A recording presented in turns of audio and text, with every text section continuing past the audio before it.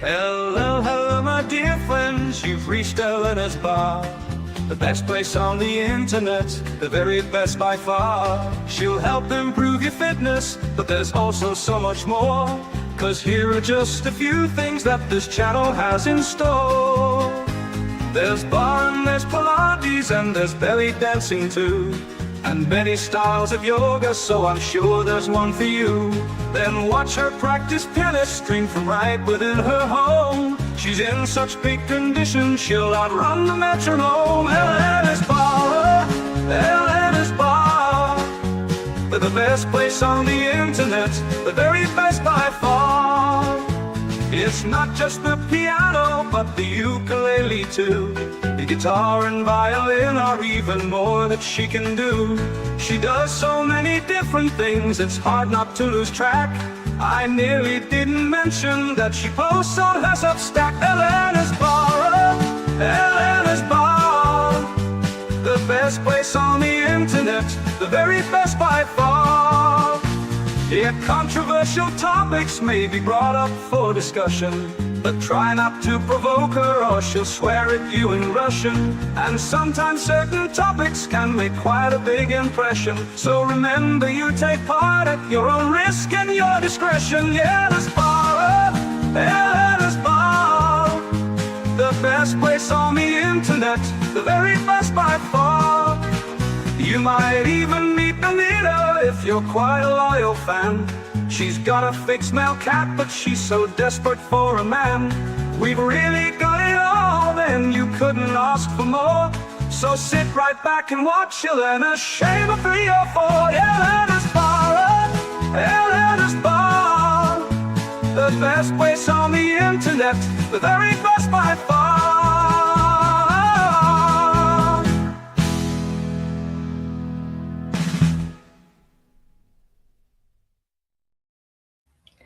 Hello, hello, my dear friends. Welcome back to Elena's Bar and the Resurgence of Sanity. How are you doing, guys, today?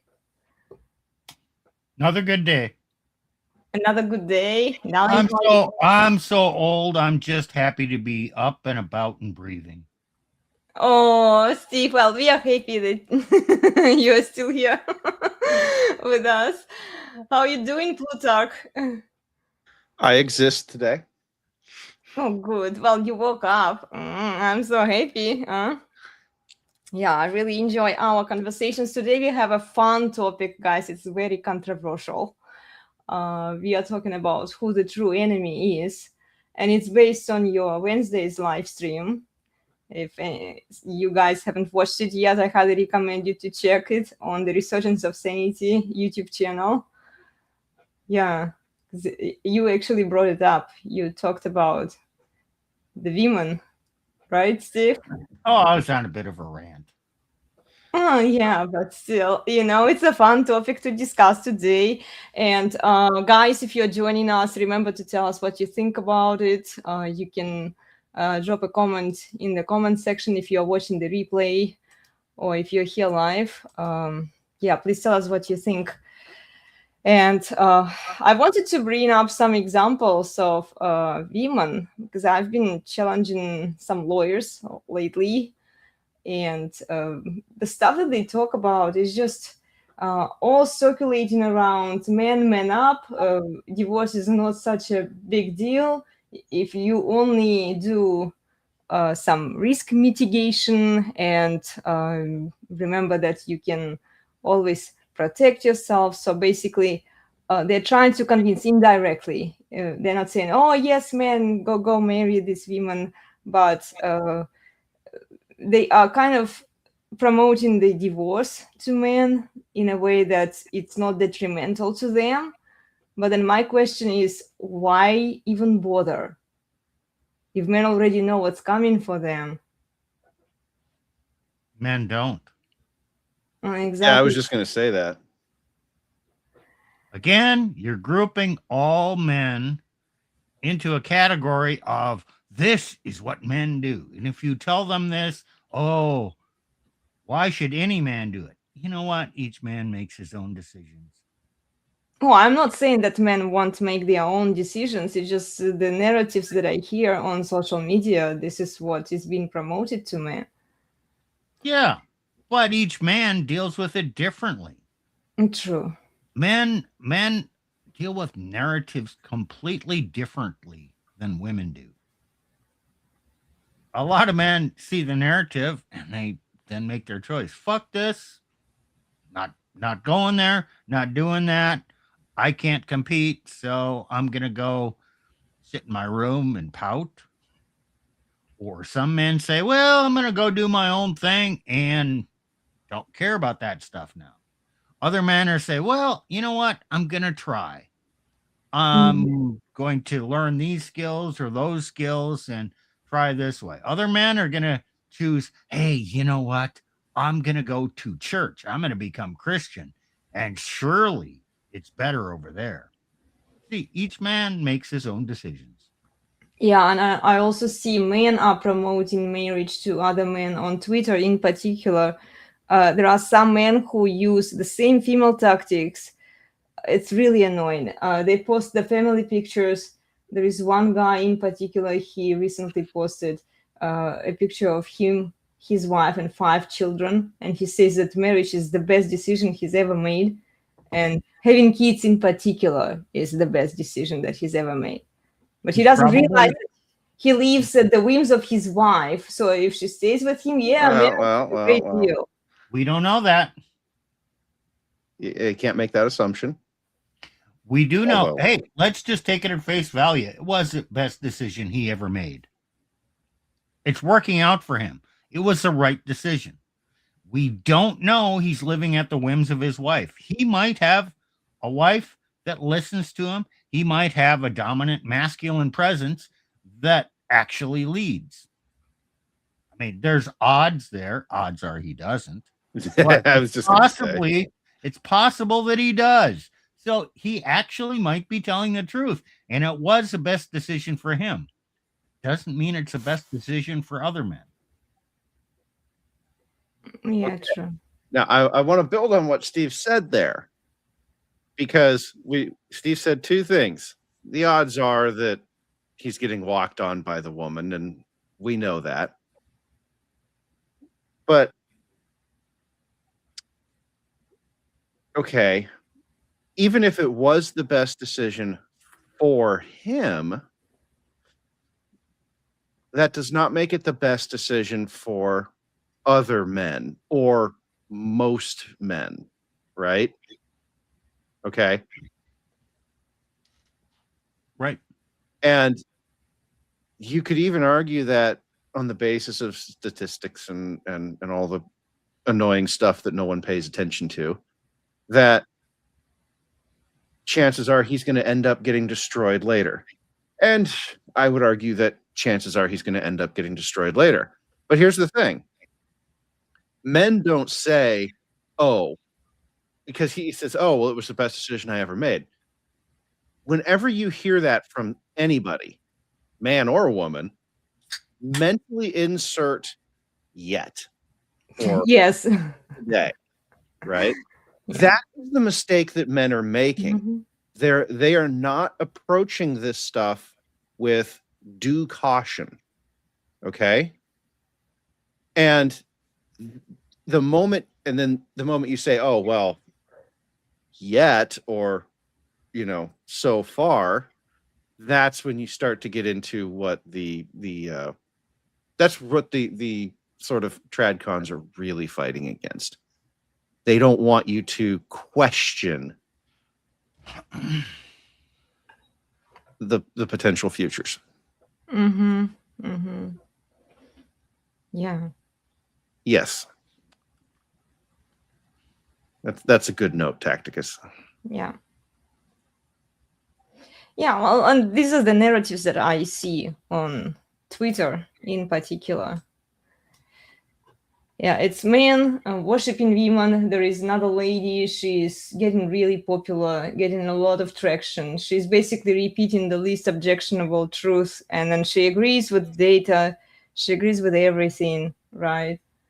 And then men, like the red pill guys have been saying it for like decades, like for at least, like, I don't know, I've known you guys for at least a few years and you've been saying it. and now she's picking these things up, and then she's spreading the word, and then Yeah. men are like, oh yes, you Well, but finally that's are so based, but you that's know. what that's you're acting like this is some new thing women do. This I know. is women since No, it's just what really is frustrating is that, like, if you paid attention to the red pill community, what the red pill guys have been saying, you know, because basically what women do Yes. without even giving credit to the red pill guys, okay? women give credit. I do. Yeah. Oh, okay. You're right. Why do you give credit? Well, because I'm married to a red pill guy. Yeah. Okay, married. There you go. Right. You Well, are that under the control of a man. Yeah, pretty much. But there's that factor. Also, the factor that Alana is well above the average intelligence of women. That doesn't mean she's a functioning adult, according to Plutarch. yeah, But okay, so you're talking about what's on Twitter. Okay. What is on Twitter? Comments, most of them are from dimwits and midwits. What do I mean by that? Wit does not equal intelligence. Wit is a measure above intelligence. So, in order to have wit, you have to have above 100. This is my own mental map. So, a dimwit is, yeah, they got a little bit, up to, 100, up to maybe 110. So above average, but they're dimwits, but they're commenting and they're putting out what they think is right. And then, okay, that's the dimwits. The midwits go from 110 up to maybe 120. Those are the midwits. Okay, they got some level of intelligence above average. They see things a little bit better than others, but still, in order for someone to understand and really give decent advice, it's for people probably 125 and above who can really have the capability of understanding reality, women, how men react, how they react, how others react to them. It's a level of abstract thinking that is beyond the capacity of the vast majority of people. So when you say, like, Twitter is just, they're giving bad advice. Yes, it's the advice of the vast majority of population, like 90%, and they're never going to get it. You can't save them. You cannot educate a person into being smarter. True. But even like in the case of this lady, you know, I don't think that she's stupid. I think that she's smart enough to realize and to pick on this Okay, but truth, you know, and first then we like, have to get the seams. And then No. I also see the guy say, well, if your audience is just women, don't listen to her. She gives horrible advice. And there is some truth to that, yes. But if your audience is men who are worshipping and simping for her for repeating the basic truth without coming up with any solution, without even wanting to change the laws, they all talk, you know, like what women do is talk, but what women do and what women Yes. say are two different things. So look, we have been discussing this offline, and you have been not liking it. You cannot save the men. Yes. You will not save the, and you certainly won't save the women. Oh yeah, I'm not that worried about saving women. They don't I know, help themselves, but you know. you cannot save the men. It's not your job, not your place. It's not Honestly, even possible. I was going to say that. It's not even possible. True. Yeah, and guys, she's been struggling with this for years. She desperately wants to believe that you can talk men into saving themselves. You can't. It's just not possible. And it's one of the hardest things about the red pill as somebody who works with men, speaks to men. It's one of the hardest things to accept is that you can say all the right words. You can give them all the information, all the stats, all the anecdotes, all the social medias, and they will still plow headlong into that meat grinder. Oh, you forgot a step. While you're talking to them, they might say, "Oh, yeah, that makes sense. Yeah. Oh, great." Once they walk through any doorway, it's like it wipes out all that, everything they learned. Yeah. And they go do whatever they were, they go back to their old life, their old mistakes, their old being a dumb shit, whatever it is. It's just like gone. That Reset to knowledge- factory settings. Yes. Oh my gosh. You have to, and it's one of the things that is kind of depressing about being in this space. You have to accept that you ain't even going to save a small number of them. You get to save the tiny fraction that can hear what you have to say, apply what you have to say, apply it rigorously, because I'll tell you what, tits and ass is a powerful drug. True. And women know it. Why do you think they do what they do on social media? It works. It does work, yeah. And they know exactly what they are doing. They know. I will be actually suspicious of women who have also big male audience, because most of those guys, they are just simps.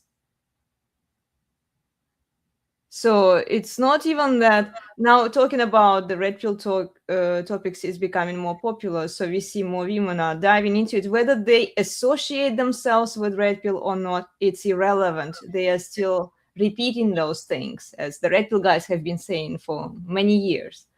Yes. Now it's becoming more socially acceptable. Yes. So they do it. But then, like, what is their motivation? Why are they doing it? Oh, okay. Back, when the Communist Party, socialists were growing, and it was all men in there. Who came in and started spouting socialist points and getting notoriety and cozying up to the men and getting attention from the socialist men? Uh-huh. Okay, it's a red pill. Who the hell cares? It's the thing. Women always gravitate towards whatever the thing is that men are doing. Yeah. Women always want to enter the male space. Oh, they do. Yeah. This has been going on since before there was history. If you're hoping for something new or different out of women, sorry, this guys. is why I made a post recently on my Instagram and also on Twitter. I say that men who know history, they are less likely to simp for women, because it's a repeated cycle. We are going through this every now and then. And then if you're paying attention to, like Steve mentioned, like what was happening with the socialists, right? Even before that, women were always trying to invade the male spaces. And whether it's men doing good, men doing bad, whatever the social movement is, women want to infiltrate. True. Be part of the club. True. Why? Why do they want to do that, Alana? Oh, it's about power and control for them. If they can sanitize those men, like, come on. That's secondary. They want to. What's the genesis? What is the genesis? What do they want? No, what do they want first? One word. Well, they want attention first. If they get attention, then they can, tweak the message. The social media people probably want attention, yes, but that's not women. What's attention mean? They get what they want. It means status. Well, status too. They get what they want. No, Status. she's not getting it. Status. Women are all individual women are always at war with other women because each individual woman wants a status above other women. With the status comes attention. With the status comes power and influence. But it's really the status. Women are status seeking creatures. Right.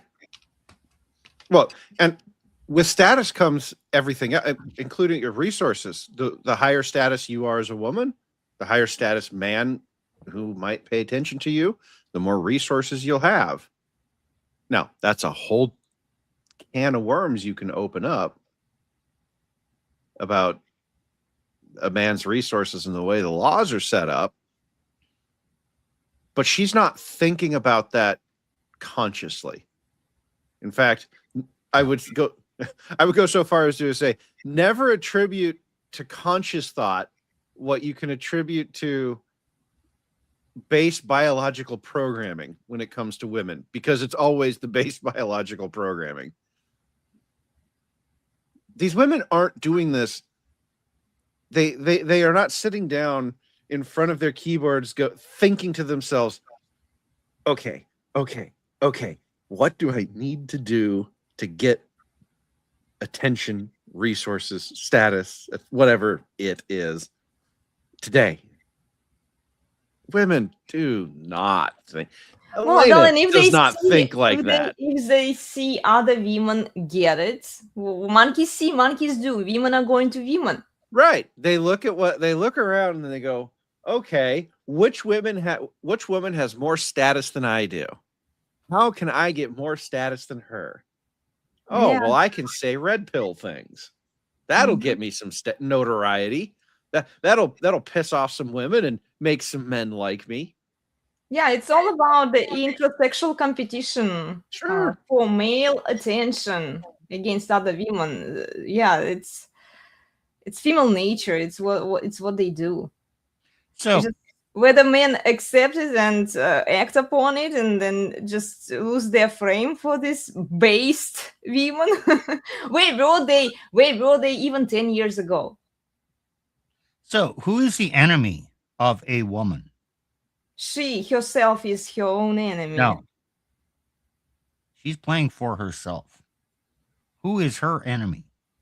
Oh, well, the other women are her enemy. Yes. And she's come up with a term that illustrates this. Do you know what that term is? What? Frenemy. Oh, frenemy. Yeah, true. Hey, Plutarch, do men have frenemies? No. You are friend or you are enemy. Now, I understand that there are some beta, deeply broken men who are willing to play feminine games, but a man, no. We do the friend enemy distinction very well. And women also, well, they don't have to do the distinction because every woman is a frenemy. Bingo. Yeah, they're close to me, but I keep them close to me because I'm competing against them and I want to learn from them about some secrets. And then if I can use those secrets and spread gossip or rumor or backstab them or just appear more pure, more this, more that, more wealthy. I'm better in control of my man than you're in control of your man. It's a frenemy, and it's just reality for women. Well, I'm going to take this a little further because superficially, these women are all friends. You know, you see them, they get together.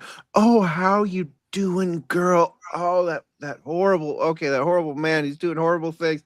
Oh, let me listen to you. Oh, just how horrible is that latest story? Oh, Right. And they sound empathic, and they sound like you're, they're going to take everything, and they're just going to love on you and make you feel better about it. Yeah, tactic is okay. But what do they actually do with that information that you give them? They go around your back. They cheat on. They will take the husband and cheat with him because you already told them that, hey, look, the relationship's on the rocks, right? Yeah. So it's okay for her now. But that's what women actually do with the information. They take it and they use it to, Their advantage against each well, other. specifically, they take it and use it against other women. Yeah. Oh, yes, you should leave that man. Mm-hmm. Oh, so she wants to destroy the other woman's marriage, destroy her kids, destroy her future, and then it's not conscious. It's just instinctual, because women almost always do worse off after divorce. At least their reproductive days are kind of hampered or done, or now they're going to have children by more than one man. Oh, yeah, lower status. Oh, yes, she's been around. Do women spread gossip of, oh, yeah, she's a bit promiscuous? Do they say that about other women? All the fucking time. Ah. So women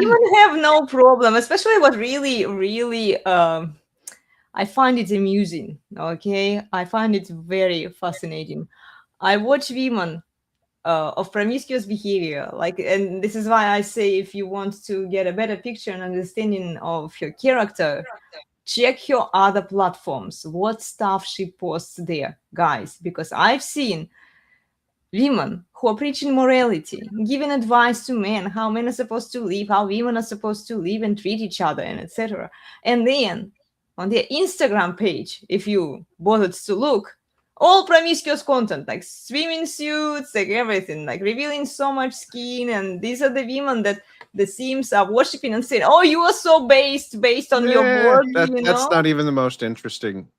Well, it's just the audacity that these women have, and then they have no problem criticizing other women.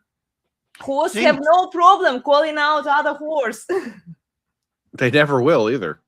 they won't. It's simple. Women promote promiscuity in other women, and then at the same time they will denigrate those other women behind, Mhm. Among other people, not to their face, but they will throw those other women under the bus. They want them to do worse. And so, you see, I'm so much better than that promiscuous woman. But when they're talking to that promiscuous woman, oh, yes, you should go do that. But these women can even see if they bothered to look and actually analyze, like, critically. Okay, ladies. Well, they don't do that. So don't stop just your buy sentence. into, Yeah, but like, yeah, they don't do that. So I stop your know. sentence right there. Hold on, women thinking critically. Yeah. Some do, maybe a couple. Really? How many? Percentage wise? I don't know, less than 1%, maybe. Yeah. I would argue that when it comes to, because we're dealing with relationships here, when it comes to relationships, not a single freaking one of them does. No, seriously. Because the base programming is status. Yeah. That's it. Hey, my second wife was a very intelligent woman. Still is. Wherever she is. I don't know where she is now. But the minute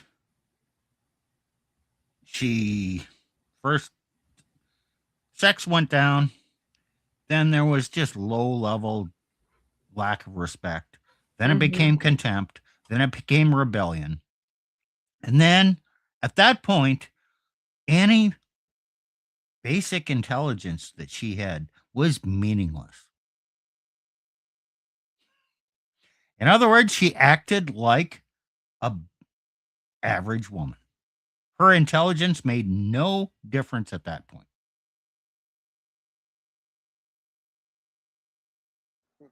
Women want to think that they are better than they are, that they're better than their biology. What are you doing over there?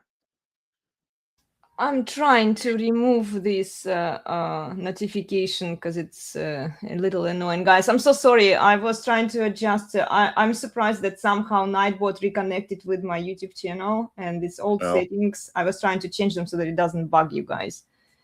It's not bugging me. Yeah. Oh, okay. Well, it's just the guys in the chat, in the audience. I'm sorry. I'll try to fix it for next time. Okay. So, when you're dealing with women in anything that, yeah, doing her nails. That was last night. So when you're dealing with women in relationships, throw out any concept of a rational thought. This is not about rational thoughts for women. They don't give a crap about any of that. They are simply seeking the best option that they can find. That we can use red pill shorthand that fills her hypergamous needs, right? You can use the language of science. You can say, oh, well, she needs provision and protection, and she needs, she needs to pass on her genes to the best man she can find, who can take care of her, who can protect her, right? All of that, right? It doesn't matter what language you use. None of that is in the language of logic and rationality. It's just not in the goal set.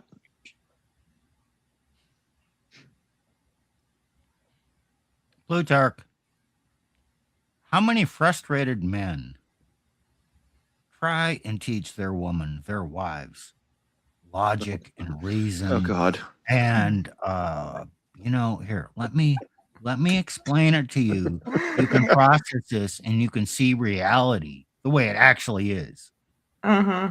Oh, I'd say damn near 100%.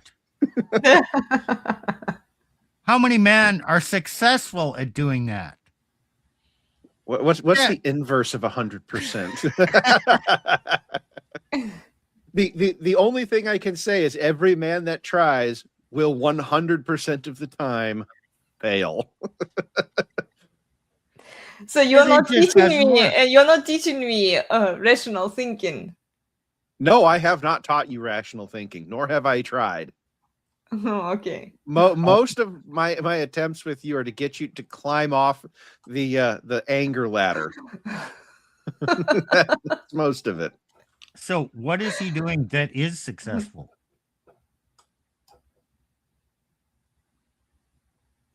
Can she answer this? Is she even aware? I don't even know. Okay, I'll tell you. He's imposing boundaries. Well, yeah, that. And the boundaries modify your behavior. Yeah. Once your behavior is modified, then you come up with a post hoc rationalization and understanding of why that's right and why you always knew that and what reality is. So he doesn't teach you that first. That is an outcome of your behavior and the boundaries in your rationalization. Elena's very, very good at post hoc rationalization, like most women. The rationalization hamster, it is a very real thing for women, guys. It's it lives inside their heads, and it is always working. Mm-hmm. It just is. Sorry, guys. It just is. That's the way the world works.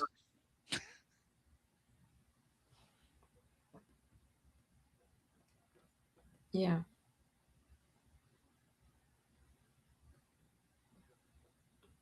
Okay, Steve. All this is true. So why are women the enemy? You said this on Wednesday. Okay, what's been going on in the world? Well, historically, it was a patriarchal world. Civilization was built on patriarchy. Men were in charge. Women used their influence to get what they wanted and always have. But they were kept out of certain spheres. And then, oh, women want to do this. And men have not been harsh with Mhm. women. Okay, there are examples, yes. But as a general rule, men are not harsh. If they love a woman, their wife, they're not going to be harsh. And I'm talking like 80-90% of men are just going to be men and go do their jobs and support their family and support their wife, whatever. But there was some constraint to keep women in their place in society function, and children were born and marriages happened and all that stuff. Well, we gave women too much. We gave in to women, and then women gained some level of power. We need to take that power back. So men, through men's weakness, not realizing that women were the enemy, we gave up our power to women. And now they're actually exhibiting the fact that they're an enemy, and they're passing laws of further restriction on men, further laws of men, on control of men. And hey, is this anything new? Hell no.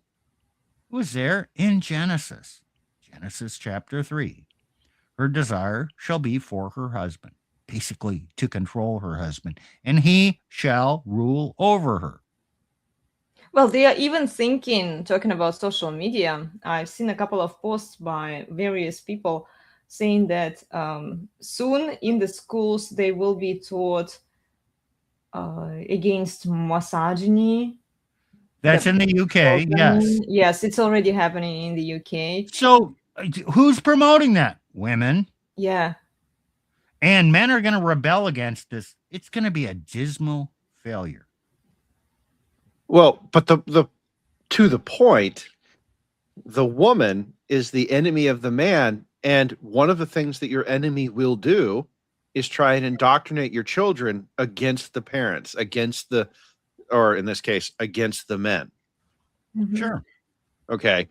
Oh, I have fought battles before and will fight battles against Chinese propaganda, Russian propaganda, et cetera, right? And I've talked about that. We've even done streams on that. Okay. Why do I fight that? Well, because they have decided, the Chinese, that they are my enemy.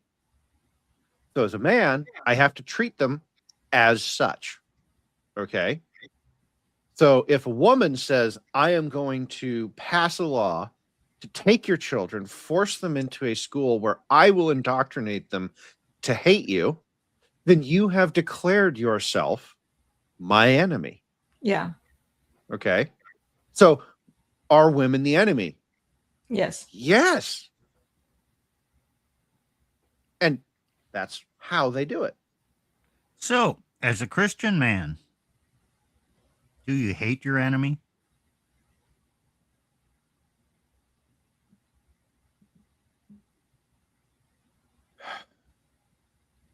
Hate isn't all that useful. So, what did Jesus say? Love your enemies. Mm-hmm. Okay, can I love a woman?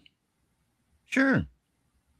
Can I love women in general? Sure, not a problem. Are they still my enemy? Yes. Does that mean can I have desire for a woman while she's my enemy? Oh, sure. You know? I mean, I can do this. Women do this kind of stuff all the time. They spread their legs for men that they are really trying to subvert. So why can't a man compartmentalize these things? Can I love a woman and yet not fully trust a woman and not give her my full respect? Well, yeah, if you stop and think about it, yeah. What are women crying for? Oh, men should respect women. You should respect all women. What the hell is that? Okay, Ephesians 5 calls for a woman to respect her man and man to love the woman. But now Well, they're now turning it it's around reversed. and a woman is Mhm. saying a man should respect all women. Therefore, twist it back the other way. Should a woman then love all men? And Yeah. that's absurd. Well, but this is essentially what they are promoting. And look, if a woman loves, what is love for women, right? Spreading their legs left and right, promiscuity. And then, okay, they vote for immigration. You guys touched up on it a few times, I think, in your live streams. Who is voting for immigration? It's women. And then men are coming in, right? Men have sex with these local women, and women are griping about how they've been raped, and how awful these men are. But at the same time, like, they are voting for this stuff. They are inviting these guys in. Yes, because women don't think logically, rationally. And that just goes back to women vote for things that feel good. And it feels good to take care of little children. Okay. It feels good to feel like you are doing something to help people who have less than you, to bring them up and make them into better little humans. Okay. So Mhm. they vote that way. They don't connect that with the fact that these better little humans start graping them. They don't. They're not connected in the Why? Because females lack rationality. Is it? Well, and So then they try to bring the little humans in. Okay, so they bring the children in, then children grow up and start raping their daughters. Women have no, no concern not about no, the future of their daughters, even. no, no. That's what, broadly speaking, not true.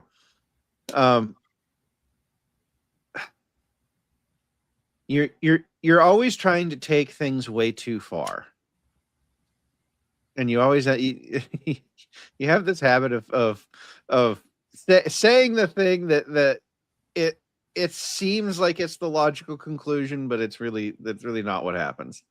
Well, No. okay, what happens? Why do women vote for? I just told you why women vote to bring in immigrants. It's because they want to help people that they feel are Well, they how do they broken. defend it? Okay, we want those kids that are less fortunate No, to have better lives. sure, right. But that's okay, but that's where it ends. You're assuming that there's something else there. There's not. Just leave it alone. That's where it ends. No, I'm just saying that they're not thinking about the consequences of No, bringing these women people. don't think about consequences. That's all I'm saying. I'm okay. Right, they don't. Okay. Because that's what men do. Men think about consequences, okay? Where women get themselves twisted up, where women become the enemy of men, is when women get power and and they do something and men say, here are the consequences of doing this thing. And the women go, okay, we're going to do it anyway. Because it feels good. Because it feels good. Because it feels good is the driver. It's not the consequence. That's what's I pushing know women that. to do It's this. pushing women, yeah. Okay. They're doing crazy It's- things because it's what it feels good. makes women the enemy. And by makes, I mean builds. Okay. It builds women into the enemy because they can't let go of it. Okay. So women are the enemy not because they choose to be the enemy, but because their nature makes them opposed to male control, male leadership, male logic. Rational thinking, yeah. Okay. It's This isn't enemies as these aren't ideological enemies like communism versus capitalism, right? This isn't that kind of enemy. And so go ahead, Steve. It's enemy means women are your opponent. They're opposite. You're supposed to have a hierarchy over them. So when they want to rebel against a hierarchy, they're an opponent to you achieving the natural order. Okay, Yeah. enemy might be a bit strong, maybe opponent. But, that's what we're discussing here today. Well, Steve, enemy sure grabs headlines and clicks, right? Yeah, it does. Well, and here's the thing. It's not a wrong word. I can agree that it's a strong word, but it's not a wrong word. They are opposed to you, and they're also working against you. And that is what an enemy does. And when they get power, they actually want to destroy a man's life. Yes. Yeah. At that point, damn right they're an enemy. And so even before that happens, they're a potential enemy. And if you don't assert a proper hierarchy over them and leave them to their own devices, they will become feral and they will attack. It's a probabilistic thing, not a certainty. But it's human nature, and we have so damn many examples. Most women who are not properly ruled will rebel and will bite the hand that feeds them.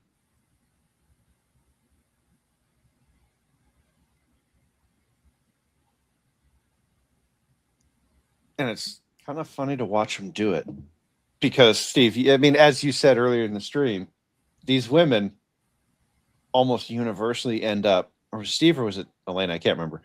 These women almost universally end up worse off. Oh yeah. Well, Okay. when they divorce the man that they Right. got married to and destroy their own families, yeah, they usually do end up worse off. And here's the thing. They love to point to examples of women who didn't end up worse off. Anecdotal evidence. Of course.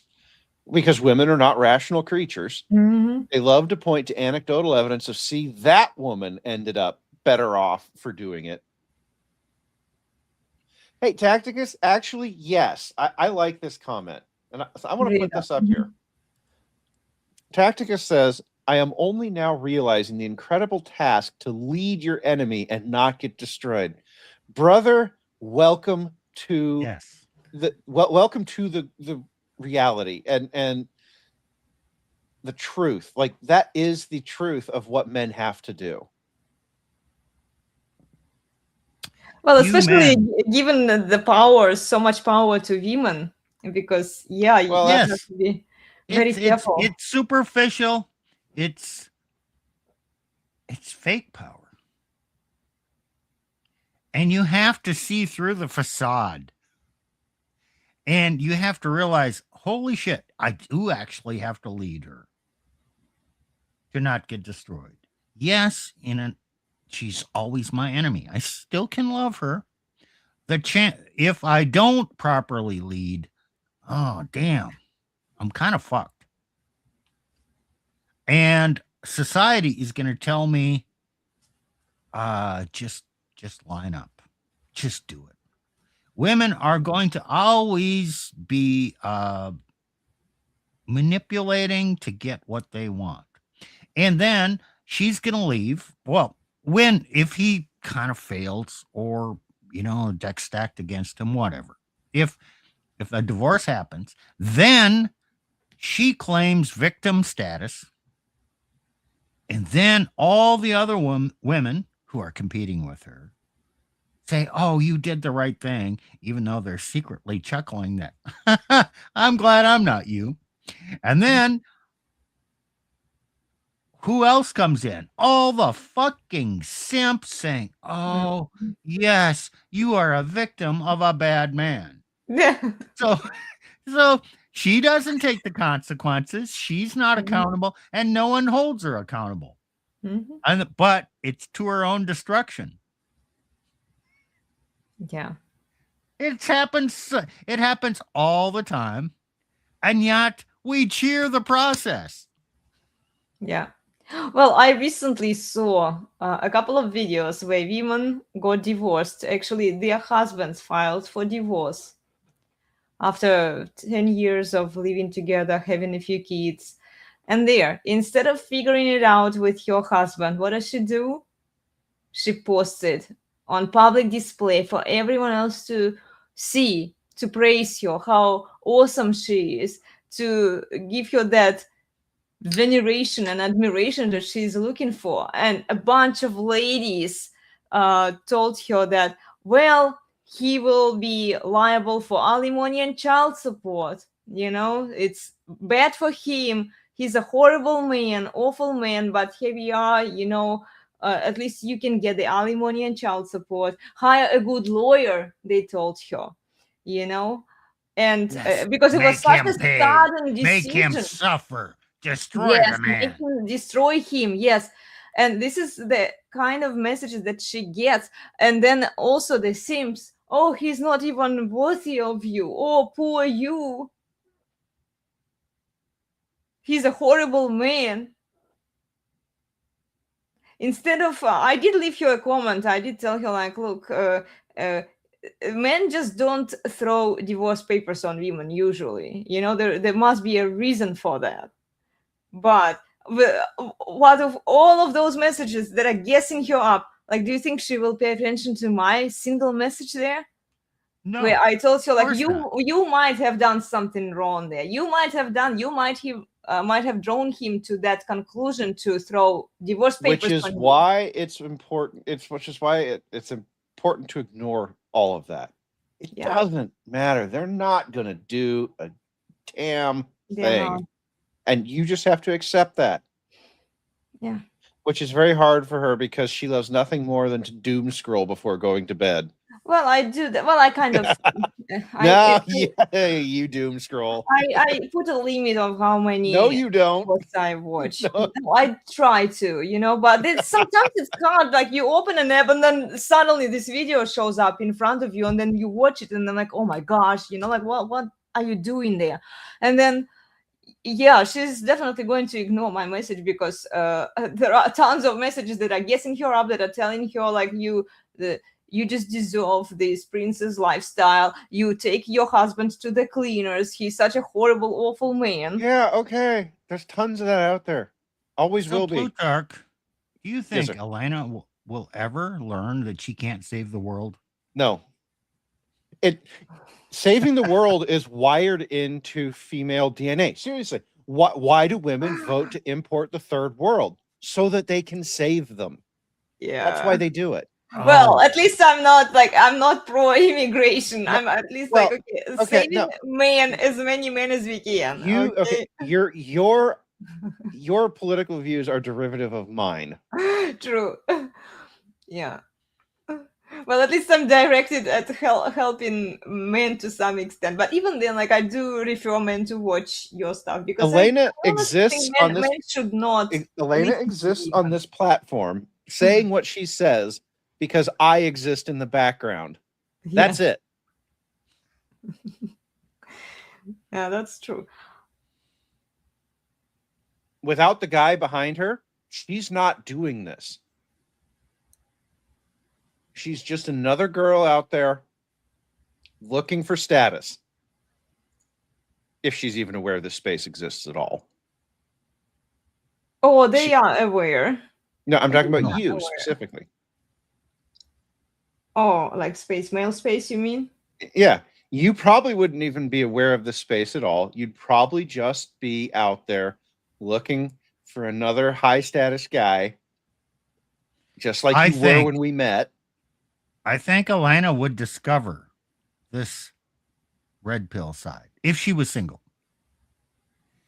And I think she would be here doing what she's doing if she was unattached to gain attention and subconsciously to find a man. Because Elena, you got to admit, she does gravitate towards dominant men. That's true. So for a woman of her type, for lack of a better word, yes, they're going to come in. Where are the dominant men? Oh, here's one. Where does he post? Oh, he does this red pill stuff and he talks about this stuff. And yeah, he criticizes women. Ooh, I'm interested. So they get involved and they come in. Ooh, there's a lot of strident, bossy, dominant men here. I kind of like it here. Well, Maybe I except can for find one of guys, you these. don't forget, I wasn't on social media when I met my I'm husband. not saying I that. deleted, I'm not accusing you. I'm you know, just saying if you were, I you're the probably type of wouldn't women, even find out. you would gravitate towards Yeah. this location Take the compliment. generally.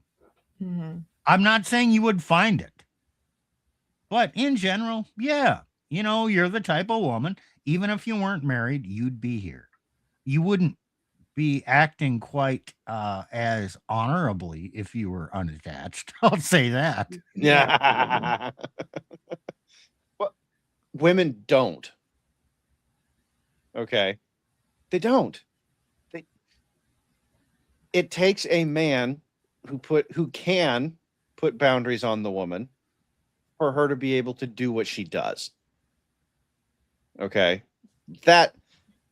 And that's Steve and I are saying the same thing different ways. Yeah. Steve's saying, well, she wouldn't, and here's what she would be doing. I'm saying she doesn't, and here's what she is doing and why. Okay. The point is there are always going to be women. There's always going to be lots of women who gravitate towards strong, dominant men.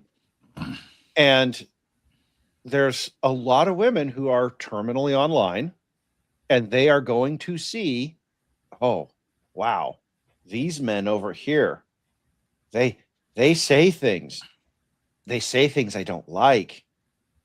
And then when I tell them to get back on the beta plantation, they say no.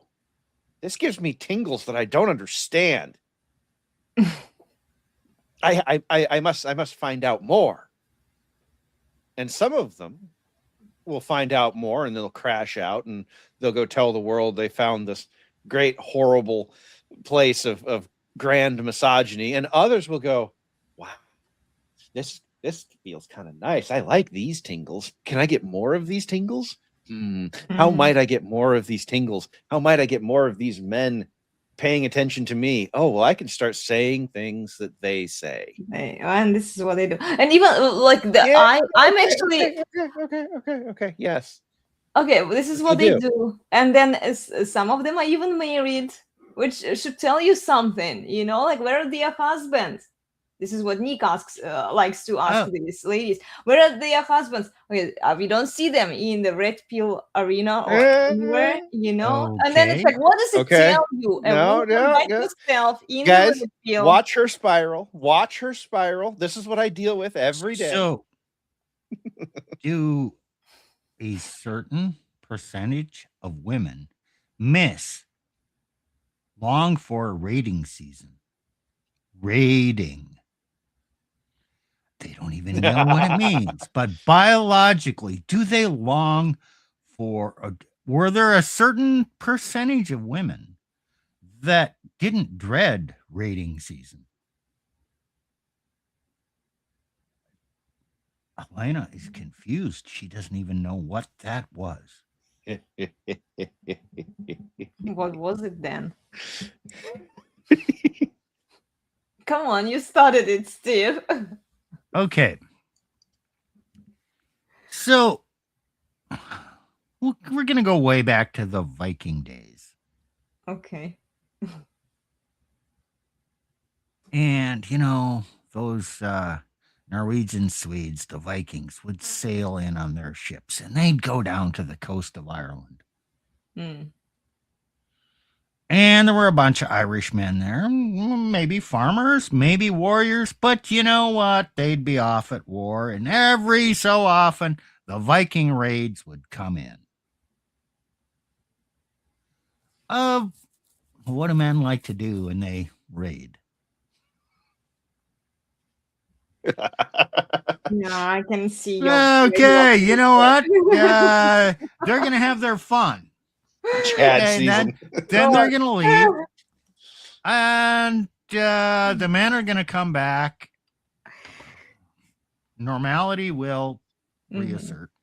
And then, oh, you were violated by one of these bad Vikings. Oh, yes. Oh, it must have been so bad for you. But is she held accountable? No. No, probably not. Is she booted out? Probably not. So, you know what? Rating season. These dominant men come in. And as long as I cooperate, I survive. Okay. Gee, when's the next one? Now, I'm not promoting this. I'm just saying, is there an evolutionary process that made women have to develop a certain longing and an acceptance of this? And did certain women actually, I kind of get a whole bunch more of physical fun, a bit more dominance than my husband does. And you know what? It's not my fault. I didn't make a choice. I was just here. I'm not accountable. It just happened. Yes. Yeah. It just So, happens to her a lot. Yeah, right. So, She had okay. nothing to do with it. Women are completely unconscious of this.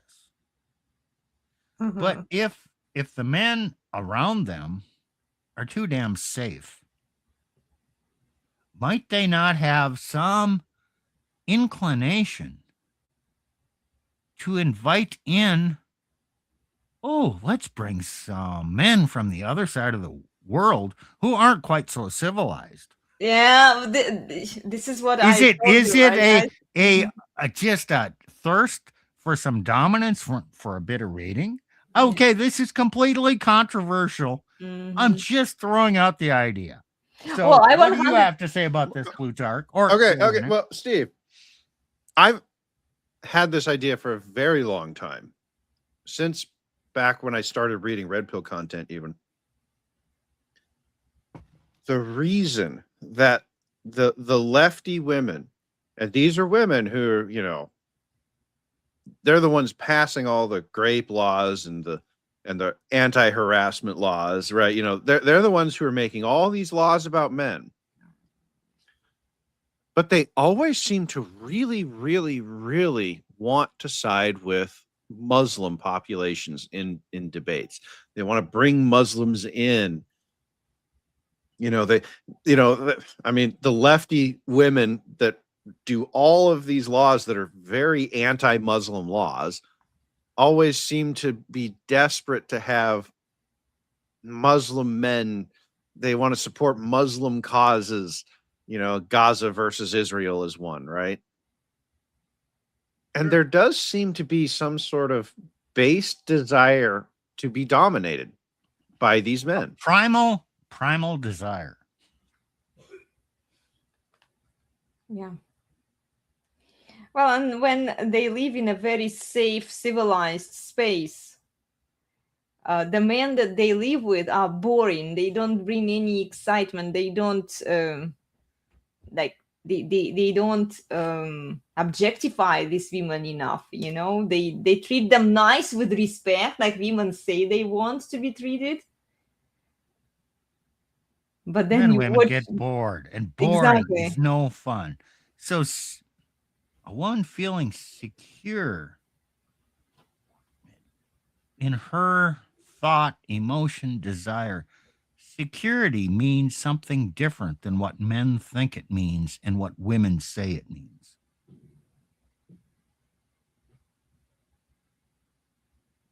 Oh, yeah.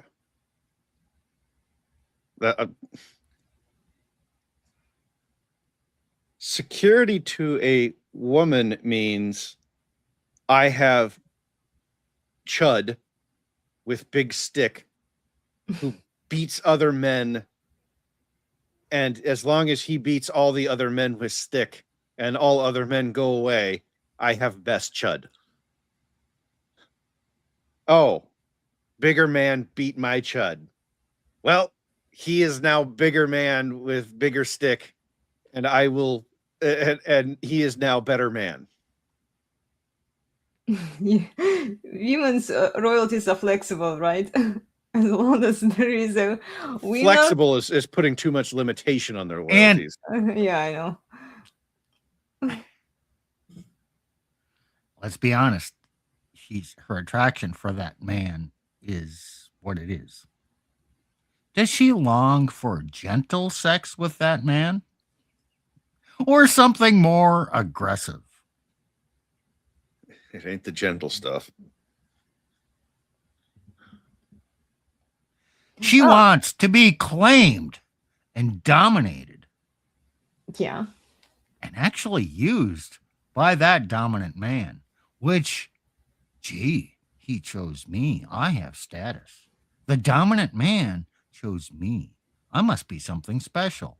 So those immigrants, when they come and then they grab these women, they show some dominance. I'm not. Yeah, they do. I'm not promoting this, No, but they do. Still, like looking at it from biological standpoint, right? They establish some boundaries and dominance over these women, and this is why women want it, but then they want to be rescued. It's very convenient for women. Okay, they invite all of these immigrants in, and then they expect the local men step up, wife us up, like defend us, right? Yeah, think about it this way. It's a test of the local men. It is a test of Can the local he step men, up? Sure. It's a major societal shit test. Yeah.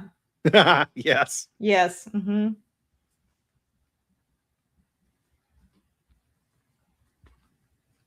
Can you set boundaries? Can you send this man away, or can you establish your dominance? Can you beat this man in physical combat? Yeah. One-on-one. Don't with these women, don't think that they're thinking some sort of abstract big picture. They're not. Mm-hmm. Can you beat this man in they're not thinking. They're feeling. Yeah. Right. The feelings that they feel on the like the immigrant importation thing, they're abstract in the sense that those feelings are not directed at any one specific example of what they're importing. Okay. They just know that they see bad things happening to people and they want those bad things to stop. And the best way to make them stop is, well, to bring them into your house and feed them and clothe them and give them everything they need. And surely if you do that, then these people will stop being savages and they will adopt your civilization. That part doesn't work, but the women aren't thinking that to a woman, the idea that it could fail is impossible. And I'm using impossible in a kind of sense is that they can't conceive of their own failure. Women do not conceive of their own failure. Why do you think they go out, get run through, and then they tell them, oh, well, but there'll be a man, now I go get my safety, my safe guy. Now I go get my beta Second provider. virginity manifest. No. This is, they're not conceiving of a condition where they can fail. This is why on all these podcasts, whatever, Fresh and Fit, etc., they get all these women that come on and they list their things, and the guys plug it into the female delusion calculator and it spits out, yeah, that's 0.1% of the guys out there in the world. And they go, aha, there is a chance. That is a failure to conceive. That is a failure on their part to conceive the concept that failure is possible. Women cannot do that. The women cannot assess or understand probabilities. Elena cannot understand probabilities. It's black and white. It's either possible or it's not possible. No, I can do probabilities sometimes. In practice, I want to tell men what they should do, and not realizing that 90% of men are incapable of doing that. Well, I realize that 90% of men are incapable of doing anything about what we are talking about. And yet, It gets you frustrates upset. me. It frustrates me, yes, but there is not much I can do. The fact that the math doesn't change, the percentage, the probabilities don't change just because I don't like them. sure. And your feelings still get really frustrated when it's going this way because I can't save these 90% of men. Yeah. And they don't get it. Yes. And you still get frustrated with that instead of saying, it is what it is. And guys, the frustration, whatever you see leak out on the Twitter and the Instagram comments, I swear is a minor fraction of what I have to put up with on the day-to-day basis. Oh, poor Plutarch. Oh. No, it's true. it's because that is woman's default nature. That's factory settings. They really don't have any other way of operating. And so at lunch every day I have to hear about the latest controversy on the internet, and every single time, Pat, calm her down. You have to pet them appropriately, just like a little dog or a cat. You calm them down. Stop. No, that's not going to happen. No, they're always going to be this way. No, you'll never be able to convince these men to stop simping. No, you'll never be able to convince these women to change the law. No. And I have a very calm voice for this. It's a big, scary world out there. But you're here with me. You're safe, and I love you. And you know what? I'm going to impose my boundaries. And you know what? You can go out and you can see the world, but you don't have to experience it. Because I'm here. You're safe here. Yeah, I don't know if you say those words, but it's kind of the sentiment that you're talking about. Yeah, I don't use those words exactly, but that is the general direction that I go. Yes. It's just no. It's okay. Your world isn't going to end. The rest of the world might. Although I say this quite frequently, both on our shows and to her. No, I actually don't think the world's going to end. I think the world's going to change quite a bit, but I don't think it's going to end. I agree with that. Mm-hmm. So to touch back on our topic today, yes, women are the enemy. We don't need to hate them. We have to realize that their plan, their actions, behavior is subversive to what men want to do. And if you leave women unchecked, it's going to be a bad outcome. So, yeah, they are our enemy, but I don't hate women. Mm-hmm. Women make life fun for men. Give purpose to men. Remember, back again in Genesis, Adam lamented, damn, I've done all these things. I've named all the animals, and I'm lonely. I need a companion. Because I didn't find any companion fit for me. So God created woman. And you know what? Men still need a challenge. So ruling a woman is a big challenge. It's doable. But yes, men do need women. Women are going to say they don't need men because they have no clue as to how life would be without men doing, maintaining everything. So, okay, yeah, they're my enemy, but they're also my purpose. Great, fine. Seems like a paradox, but life is full of paradoxes.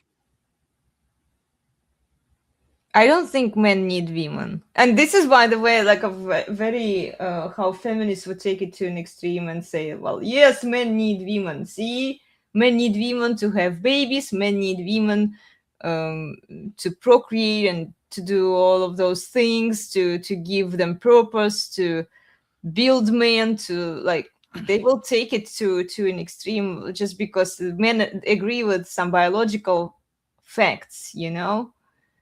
That yeah, like biologically both men and women, they kind of need each other, but like women need men more than men need women to survive.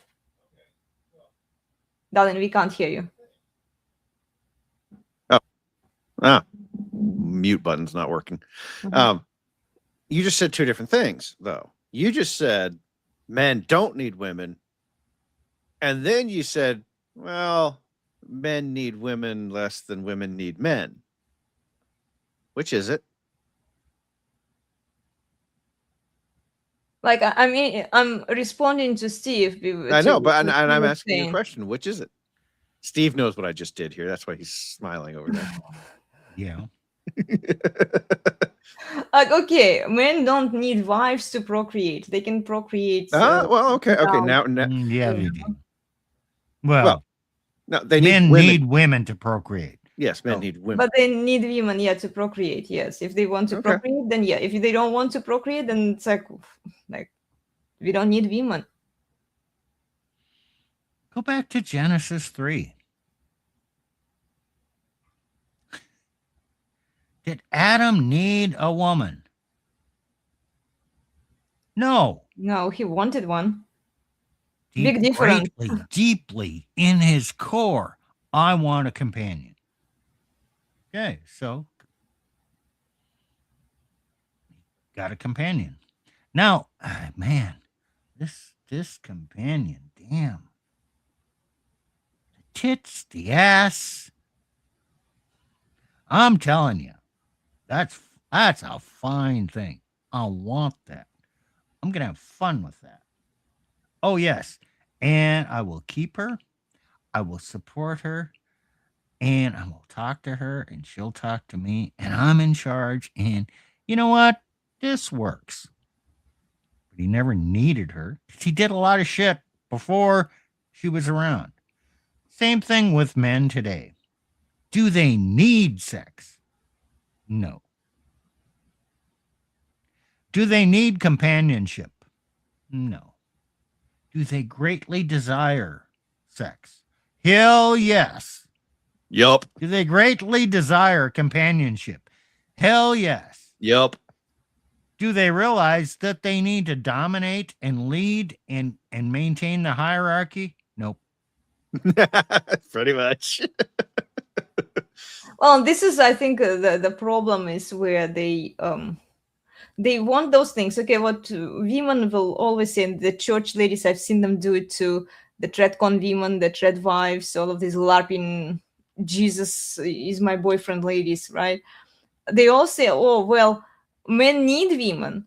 Men need women, men need wives, right? Men need us. So we are building our men, we are shaping our men, right? Okay, Woman fine. will always But find a way like what- to Sure, yes, women will always find a way to make what they have what men need.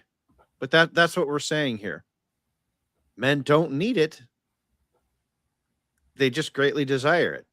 yeah. And the women, the tradcons, the whoever is pushing this narrative, doesn't really matter. They are trying to make necessity. They're trying to make. Actually, I'm going to flip this on its head. They're trying to make a virtue a necessity. Mm-hmm. You've probably heard people in the red pill say, women make their necessity a virtue. Yeah. Okay. Well, they're trying to make a virtue, good, stable relationships, good, stable sex lives, good, stable families into a necessity. And what we're saying is that it is not a necessity for life. Men don't need sex to live. Men don't. We need food, water, shelter, Yeah. and a fire if you can get it. Heat if you can get it, right? And men will figure it out from there. We built civilization on the backs of those 4 things. Okay.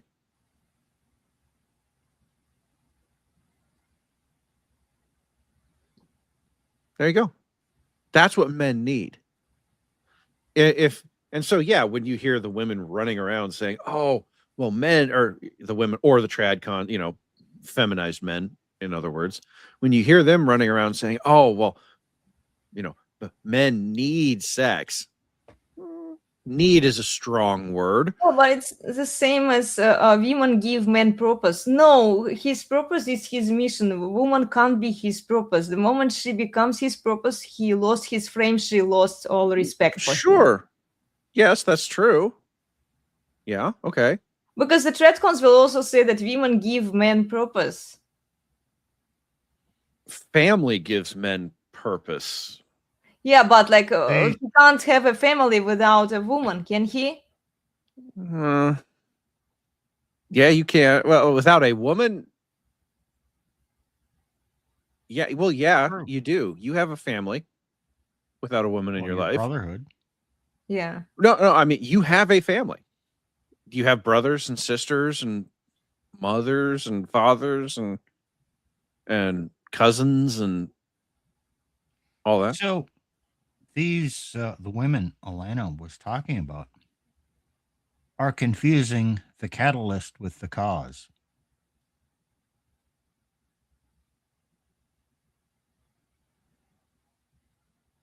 Can you explain? I will, unless Plutarch wants to explain. No, you can have this one, Steve. You started it. Okay. Men are lonely without a woman. The woman comes into his life. Oh, great. Fun. She's the catalyst. And now the man goes on and he does stuff in the outside world. It provides a sense of motivation. It's not his purpose, but it's a catalyst that allows him to go out and do his purpose. Now he has a reason to do his purpose, to be a steward of the wealth he has, to leave a legacy. It's just a catalyst. It's not the cause that made him do that. It's a chemical term. You put 2 components together, nothing happens. Then you put in another chemical substance, that's the catalyst, and all of a sudden things happen. So Was a it woman is substance a substance. 1 that Mhm. was the cause? Okay, you can have substance 2, the man, and the catalyst without substance 1, and nothing's going to happen. Then you put in substance 1, then it happens. Okay, cause and catalyst are 2 different things. Well, So okay. no, it's a misnomer to say that a woman is a man's purpose. No, she is his companion. He's the dominant, he's the head, he's going to direct things, and she is his companion on the journey, which makes the journey fun. But his journey is not to serve her. So in mathematical formula, he would be the cause, the man would be the cause. You add substance of woman, and you get the. In other words, she's helping him to reach his purpose, right? She's Equals purpose. necessary. But She's a can't you- catalyst. Her presence just causes this thing to happen. Well, assuming he wants that virtue, assuming he wants that family, then yes, she's the necessary chemical substance Yes. to have that family. If he doesn't want the family, because let's be honest here, the laws are not on men's favor, and a lot of men choose Right. to opt out What from. the hell cares? Then, like, why would he need her? What the hell do laws have to do with this? Oh, because if men are rational, She- No. She's It's human. It's human desire. Laws have no impact on human desire. Not even a little. Steve, she does. This is one of the things she tries to connect everything to everything else. It is the spaghetti brain of women. Okay, that's all that's going on Yeah. here. Okay, there's all kinds of holes in what I said, right? Sure. Doesn't apply here, doesn't apply there. Yeah. It's just a simple concept, not an all-encompassing concept. Elena is looking for the grand unified theory of everything. And she has been perpetually frustrated that she cannot find it. Those of us who study science look at it and we shrug and we go, yeah, because there is no such thing. Next question. No, okay, my logic makes sense, guys. What's this? Okay. I'll explain it wait. to you. I'll explain it. Does your logic make sense in the mind of men or only in the mind of a woman? Well, you'll decide. Let me say what I think. Okay, so if a man, we have mathematical formulas. I kind of like using mathematical formulas because they're easy. Okay, if a man wants a family, okay, and if he wants to procreate, he wants to have a family, he wants to have the legacy of his kids, then yes, a woman is an important substance for him to get there, right? But if a man doesn't want a family, and what we say in the red pill, no, I have to stop you already. I have to stop you already. You've already made. Well, you've already made finish. Let me finish. You've already made a fundamental error. Why? You've conflated two things that are different. What are the two things that are different? Kids and family. You by definition of existing have a family without, regardless of whether or not you have kids. You have a family the moment you're born. Could be a family that's dysfunctional as fuck, but you have one. Okay? Well, okay. But then he doesn't need a woman. Then how important is she for him to reach that virtue, the family? How is she important if he can raise perfectly fine kids without her? No, I'm not talking. Why does he need her? What did I say? You have a family the moment you are born. You do not need a woman for a family, period. End of discussion, full stop. You do, however, need a woman if you wish to procreate. A woman to have a family. Not family. Well, hold on. So I'm trying to make sense out of this. So you can have a family without a woman. You can raise kids It's without not a can. woman. You always have a family.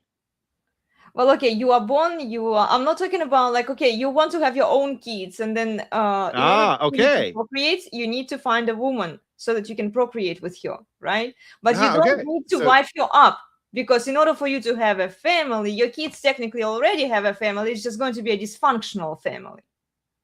Well, it doesn't have to be.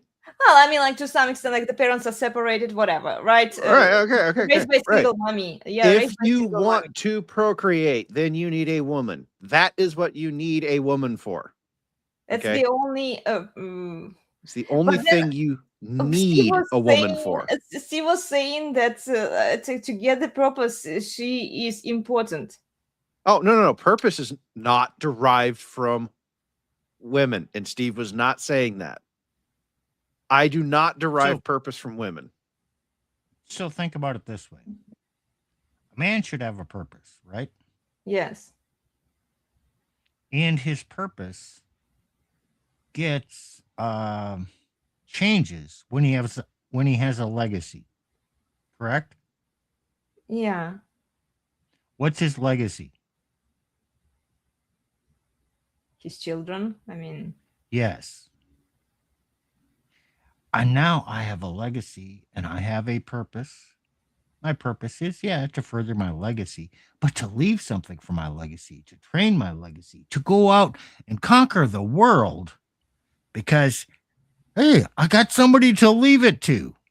When I die, I have a legacy, and my purpose then continues. So, without a legacy, you know what? I can live in my parents' basement. I can work a few hours. I can play video games. I don't need much. he has no legacy.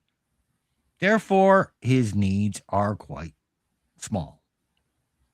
But if he wants more, he can have more. He needs a legacy or the promise of a legacy. A legacy is future thinking. So then, oh, you know what? I'll get a woman. And I'll make babies. I'll have babies. I'll have a legacy. And I'll go out and do great things for the purpose of my legacy. Is the woman the cause of him doing the great things? No, it's his legacy. And now he has, with a legacy, he has reason to pursue a greater purpose. And the purpose should not be his woman, because a woman can never be your legacy. Okay, Sif, but even if his legacy has his kids and he's pursuing all of those great, amazing things for his kids, he's still doing it for her because she has leverage over him. Legally, that's not why he no. That's not why he's doing it. He is not doing it for her. Yes, the law says that she can come in and take the kids. That's an orthogonal problem. Yeah, it's rooted in the kids, but it is not. When a guy gets together with a woman and has kids, he's not thinking, "Oh yeah, she's going to take them from me." That's not. It's certainly not why he's doing it. You're confusing two things. I'm talking about the base desire I understand. within every man from the beginning of time, and the fucking laws have nothing to do with my base desire, how God created me with these desires, this purpose, this motivation, my nature. All that exists regardless of the laws. Now the laws can fuck this up, can be a big obstacle for me to pursue this. And they can be such a big obstacle that I'll decide, yeah, you know what? The risk is too high of me going down that path. So the laws impact what I choose to do, but they do not impact my desire. Bingo. Yahtzee. That's the truth right there. Mm-hmm.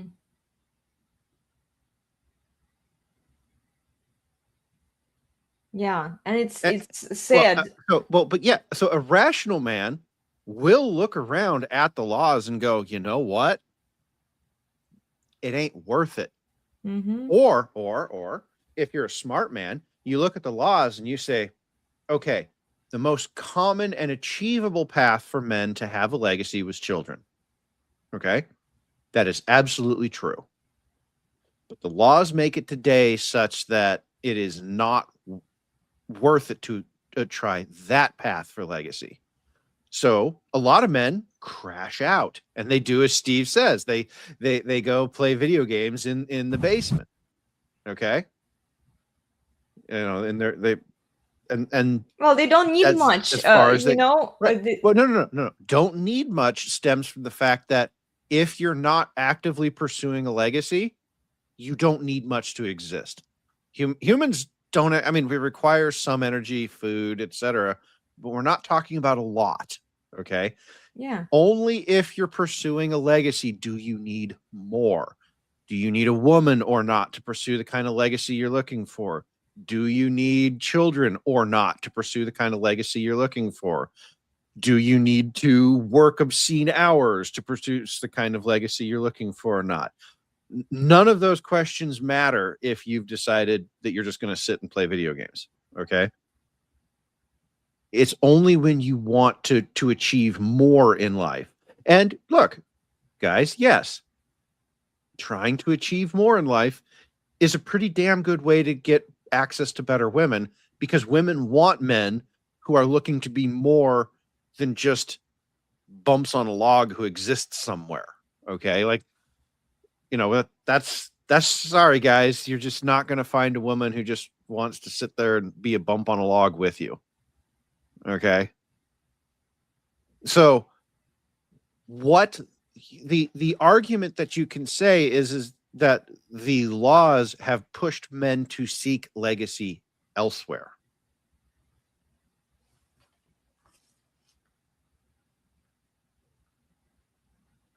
because seeking a legacy through children has become such a weapon against men.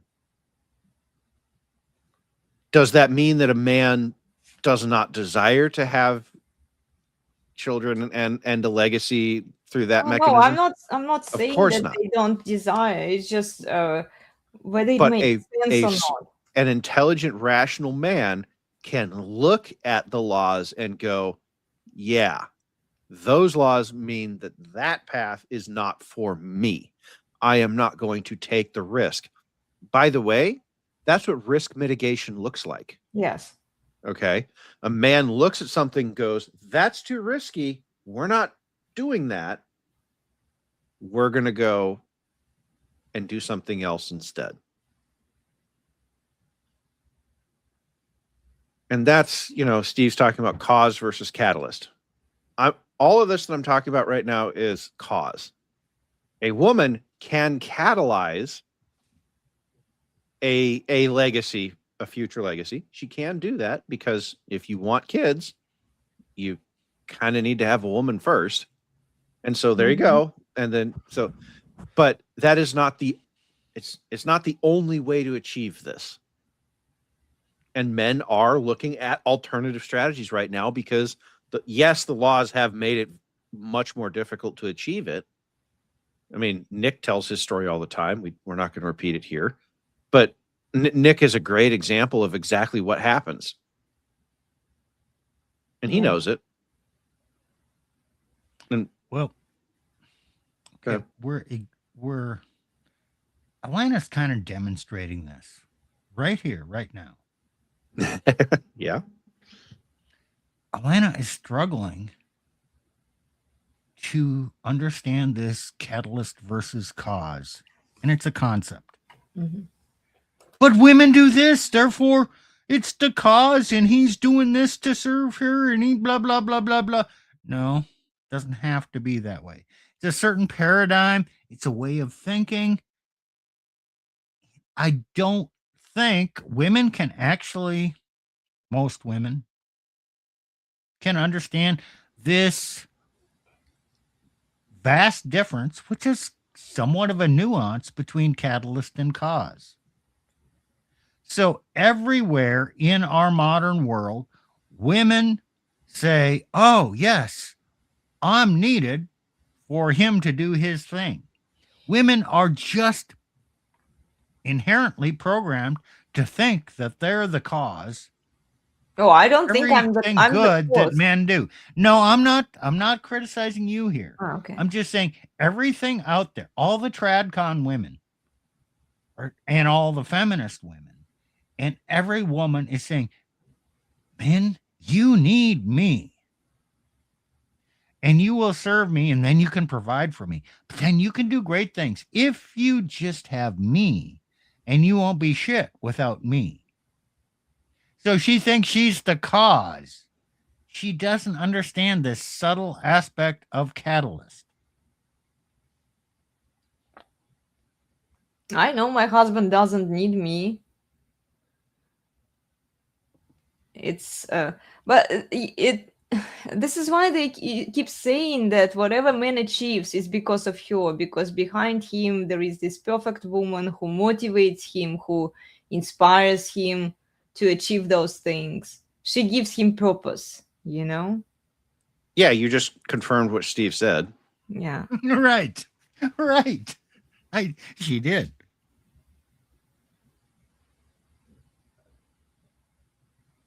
I don't think I give my husband purpose, and honestly, it's like it's not a woman's. You wouldn't like me if you did. If that you wouldn't. No, she knows what my purpose is. She gets frustrated at it sometimes because it takes so much of my time and energy.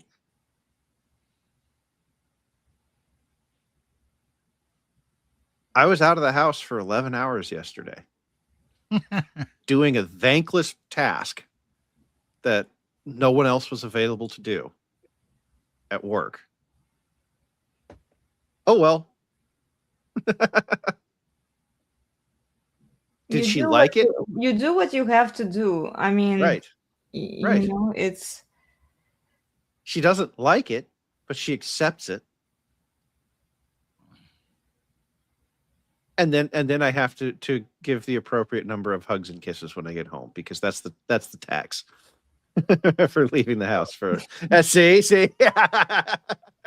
right? As long as you pay back. Yeah, yeah. As long as I pay the tax. So women are not like dogs. They are like dogs. No, they're not. Because if you leave a dog at home and you come back 6 hours later, oh, the dog's happy to see you. It's like no time has passed. If you leave a dog at home and you're out for 15 minutes and you come back, oh, the dog is so happy to see you. I There's was no happy to difference see- I between was- 15 minutes and 6 hours to a dog. To a woman, oh, there's a big difference.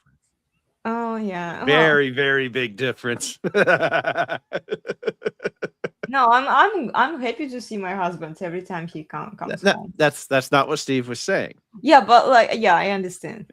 He was saying that the length of time that I'm gone matters. And I know this because I do occasionally have to leave for work. Yes, I get to work from home. It's nice. Most days. Oh, yeah, But- those 3 day trips. They take a toll on her, don't they? Yeah.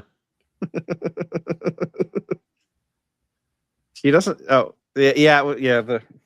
I The saw that week-long flash of eyes. Mm. Yeah.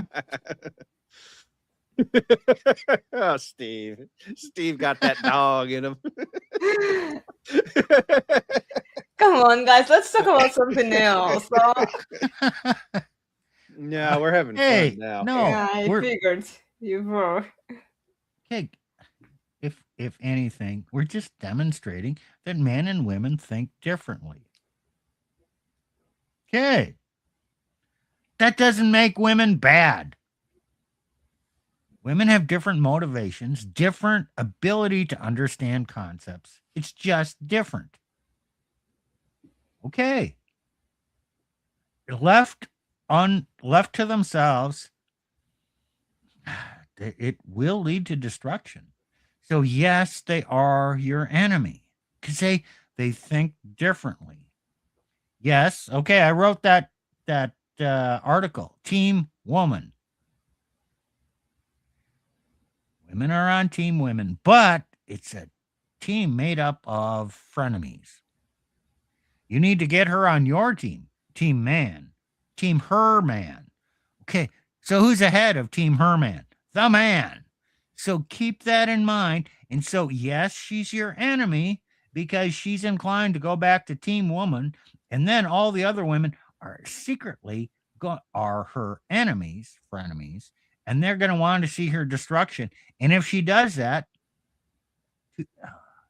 it's bad. Oh, this is But why. yet that's her instinct, her inclination to rebel against you and go back to the sisterhood who are going to fuck her over even worse and then gloat that, oh, you see that failed woman over there? If you actually saw the reality for women, it's damn tough if she's not a claimed woman by one man and dominated by one man with benevolent boundaries. Benevolence is a word we don't use enough. It's really. I am not mean to Elena. I don't lay hands on her. I mean, unless I have to physically restrain her from hurting herself, but that's what you have to do. Okay. You know, as you do with children, so you do with women.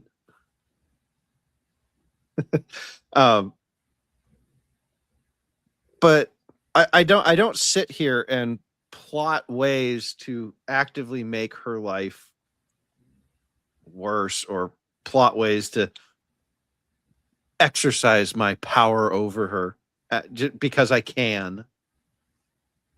Honestly, guys, I think most guys will agree with this. we have way too much other shit going on in our lives that we have to deal with to spend nearly as much time thinking about women as feminists think we men do.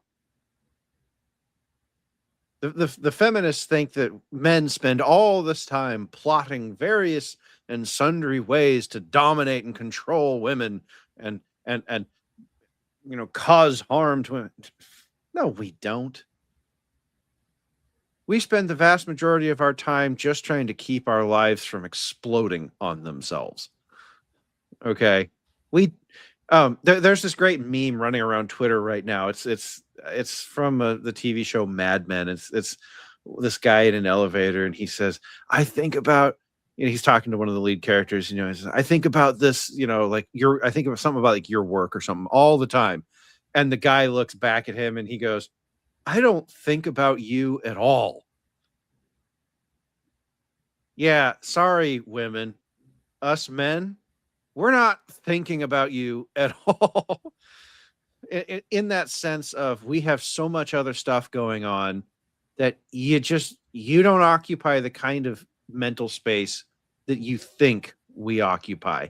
And I would argue that you women out there thinking that men occupy all of this mental space is really just you tattling on yourselves about how much men occupy your mental space. It's projection. Yes. Hey, Plutarch. Yes, sir. Does it take a lot of energy to manage a woman?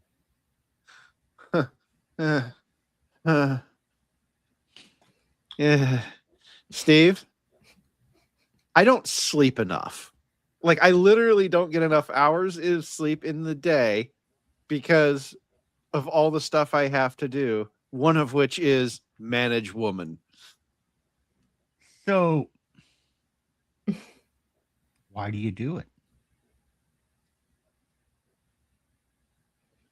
Well, she's fun. She's useful. She does a lot of stuff. She was baking cookies yesterday that we're gonna distribute to some of my coworkers. Like, so she does useful things. She was shopping. There's all these little details that get taken care of. Okay. So there's a bit of a trade-off here. Yes, I have to spend more time managing a woman, but there's a large array of details I no longer manage. Your return on investment is you win 10 cents in the lottery, right? Do you ever do a calculation comparing what she does compared to the amount of energy and effort you have to do to managing her, to do a cost-benefit analysis? You mean like formally sitting down with a spreadsheet? No, I haven't. No, even just thinking about it. Is she worth all this effort? That's actually a good question. Yeah, she is. Okay, she's worth the effort. But you don't often think about that and do the analysis. No. Yeah, is she worth it? No, man, just, oh, okay, this is reality. This is my duty. Okay, you know what? Oh, I got to give this much energy, this much effort, and then she bakes me cookies. Oh, great. It's all good. Well, men are not doing a cost benefit, checks and balances here. Certainly not to figure out if it's worth it. They just do it because it's their nature. It's their duty. It's what they were made to do. And yes, you got to realize it takes a lot of effort to manage a woman. Yes, it does. And you have to accept it. You just accept it as part of it. And some really cool stuff falls out of it falls out of the relationship if you do. Okay. Women like to do things that men enjoy, but they would never do themselves. Okay. I like cookies, but never in my life have I just said, woken up one day and said, I'm going to make a batch of cookies. I mean, That has never happened to me once in my life. I enjoy them, but not enough that I just wake up randomly one day and say, I'm going to make some. Oh, and then here's the other great part. Your wife makes cookies. And then you bring it to work. Uh-huh. Uh-huh. Say, oh, my wife baked these cookies. And all the other men eat the cookies and say, oh, those are good. You have a good wife. Yep. So the man gets credit there. Well, I mean, Oh, no, ultimately, he's appreciating his wife because she enabled him to raise his stature among other men. I was just yes. Man, that was wonderful. Damn, I like you, woman. It is useful. My life easy. It is useful to a man to have a woman who helps him gain status with other men.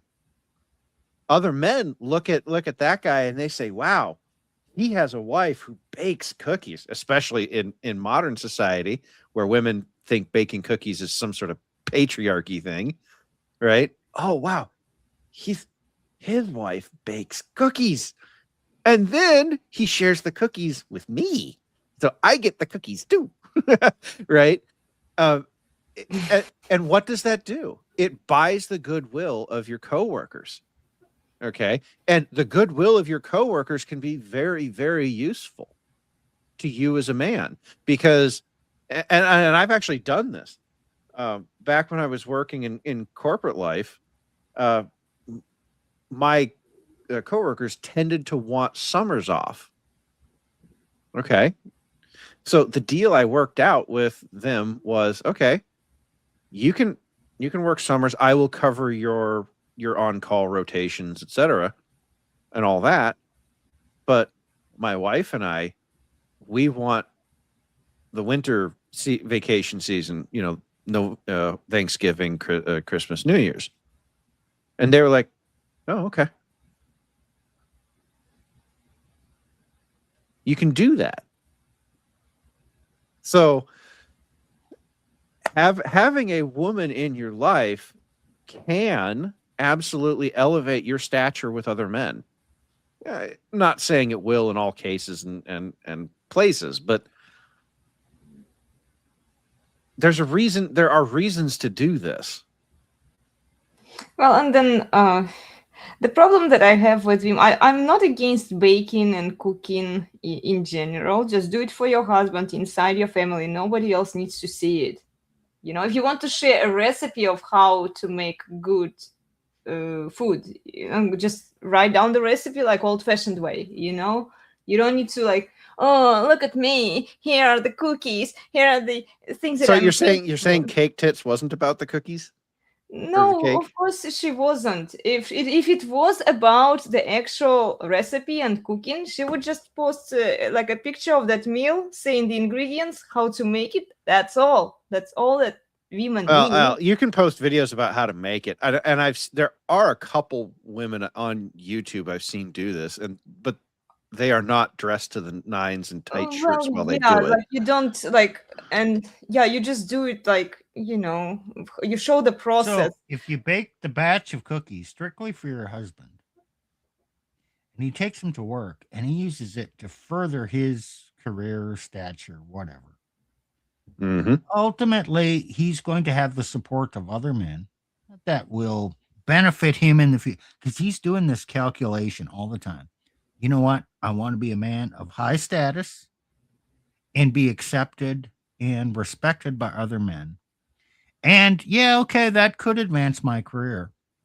Or then, next time I have to move, these guys who I've treated well for 2-3 years and I need to move, I say, oh, damn, I'm sorry to ask, but could you help me move? And these guys will say, hell yes, you've been here for me all the time. So it pays dividends in the future. Now, is she ever going to link her baking cookies with 2 years later calling up all your buddies and saying, I need a half a day of work from you because I'm moving across town?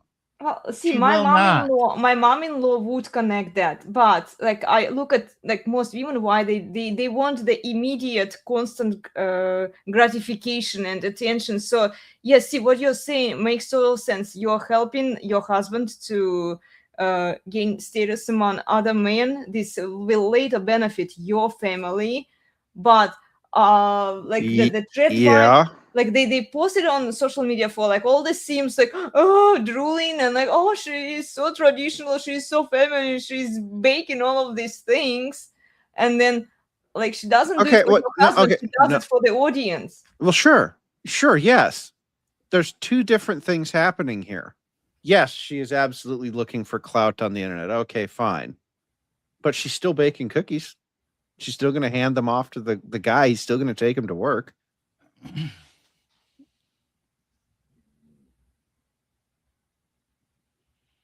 There's a distinction here. Is she doing it to gain status for herself For herself or for him? Yes. or for her husband? Yes. Mm-hmm. And then her status is ultimately and predominantly derived from the status of her husband. So is she seeking her own status or a derived status? Yeah. Well, I would say that in the case of the girls who post this stuff on the internet, the answer is both. They're seeking both. Is it a bit of a false trap? Yes, because when women start seeking status for themselves, they invariably end up in over their skis, and they can't handle it, or they start to think that what's the Zoomer phrase? Main character energy, right? They start to think that they are the main character in the story. Mm-hmm. Okay, that's all true. Okay, you are not going to stop that with mean tweets. These women are already signaling by doing that where they intend to go. Yeah. Okay, and as a guy, you just have to accept that. And look, it's the same thing with the simps. The simps are always going to simp. You cannot fix the simp. You cannot stop the simp. The simp will simp for all of simpternity. Okay. Mm-hmm. Women are going to seek status for all of eternity. It's how they're wired. It's like women who want their husbands to succeed and be in charge of the family, they will do it behind the scenes. They don't need the external validation. They don't need, they Sure. don't really, they won't be looking actively for Right. for That's the why. That's why. attention of the Okay. sims, you know. Right. That's why women on social media is by definition a red flag. It is. Are there lots of women who do these kinds of things and do not do it for attention on the internet? Yes. You'll never know about them because Exactly. they don't do it for attention on the internet. Yeah. And look, everyone says, "Oh, there's just no good women out there." Well, there are. They just got on married. social media. Yeah. They got married. They got married young. They Mhm. stayed married and they're not on social media because they're good Mhm. women. Okay. Yes. So you will never know that they exist. If a woman is on social media, it's a red flag. Now, Mhm. yes, I know you're on social media, as we've told the world before. Red flag too. Well, yeah, a little Well, bit, yes. To But some extent, yeah. I write the Mhm. majority of the content she puts out. So, like I'm aware of it. I'm involved with it. Is she doing it for status and attention? Oh, yes, she is.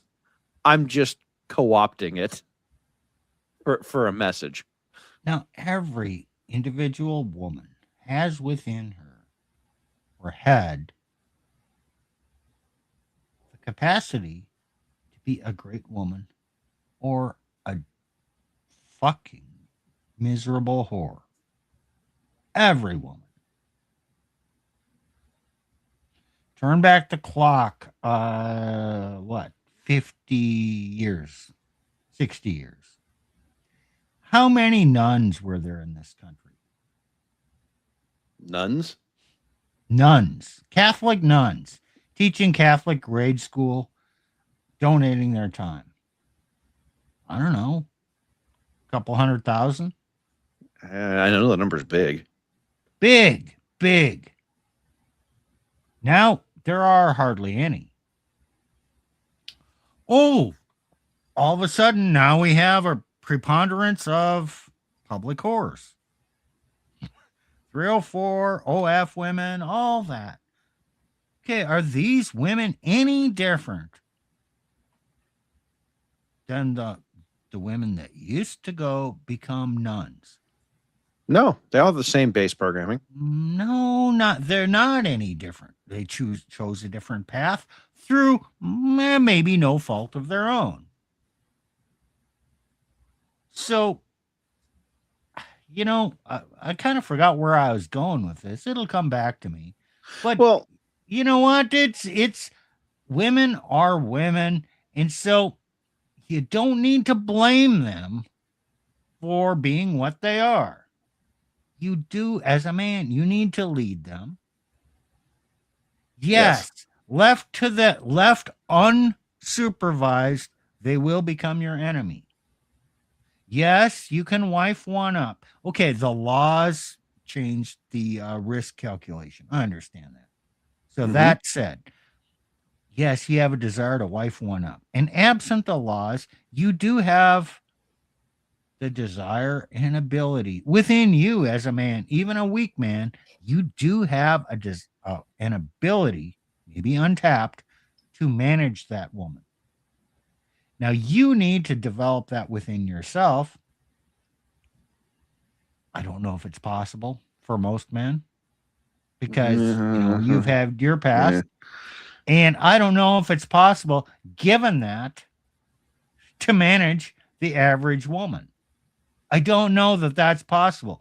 But all these, this basic instinct is here. The obstacles to using it may be somewhat insurmountable for most people.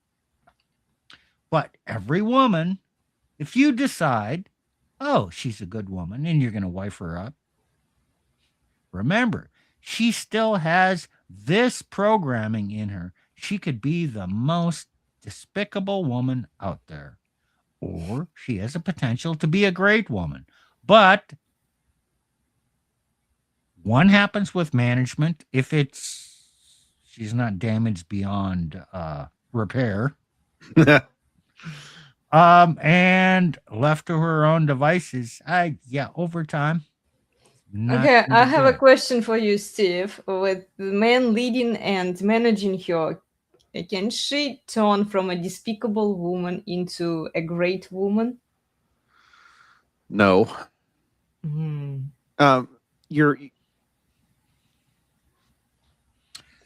can be forgiven your past choices, but you cannot escape the temporal consequences of your past choices. So, okay, yes. The answer is no, but there are exceptions. So what are the exceptions? Because every woman who used to be despicable, they will all say that they are the exception. They are the exception, exactly. And this is where I. There are some examples of that in Catholic history. Women who were whores found Jesus and devoted their lives to that, changed their life. And you know what they did? They led a life of solitude and service, and they never got married. And they spent the rest of their lives in atonement for their past. It didn't all just get wiped away, now I can have a family and I'm a great woman. Was she a great woman? Yes. Did she get everything? Was there a big life reset? And all of a sudden, she's just a great wife and family woman? No, there really are no examples of that. Well, Steve, they are trying to make examples that look like that because they understand. And by they, I mean the women themselves involved in this. We've talked about Nala before. She is trying to do exactly what Steve is saying doesn't happen. You know, that woman was a raging whore on the internet. She finds Jesus, has a magical conversion, you know, with a guy, and now she's married and posts baking videos with her tits hanging out. And in the past, it was great. I'm glad you're saved. Now get thee to a nunnery. Yes. Oh, well, So you're going to spend the rest of your life in solitude, in prayer, and serving No, they all others, want husbands. probably not in the public light. And no, hell no, you don't get a man. They all want the servant leader but husband. Steve, don't you understand? She deserves. Yeah. Because She's of her repentance. Yeah, she's transformed. She deserves. Guys, the recent funny video I saw somebody shared on Twitter, and I even reposted it on my Twitter. If you follow me, guys, you can check it. The woman, after being a prostitute for so many years, I don't remember how many, she jumps into the saint water, and then everyone is like applauding and celebrating that all of her sins have passed by. None of that matters. You know, she's a totally transformed new person now. Just like that, you know? Yeah. Women desperately want this to be true, and they are using social media now to try and make it appear as if it is something that can be done. This is where I do think we have to go back to how the church used to handle this. And the nunnery is a good example of it. Congratulations, you are saved. Here is your sparse room in the middle of a monastery with no one else around, and the rest of your life is devoted to prayer and service. Have fun, and no, you don't get a man and a high status lifestyle out of this. Okay, right? But they will try to get it. They won't disappear from social media. They will use it for all of those things, you know? Right? Like, yeah, not. Oh, we yes, know. you found Jesus. Congratulations. Not in the modern world. However, what's happening here is the same thing that always happens when women try to lead a religious movement. And the religious movement here in the church and in the tradcons is to try and say, women, it's okay that you hoard around for years. You can come to our church and we will forgive you all of these things, and we will give you that life that you were promised and that you want.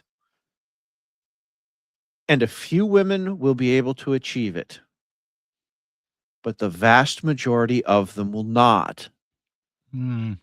Those few women that achieve it will be temporary.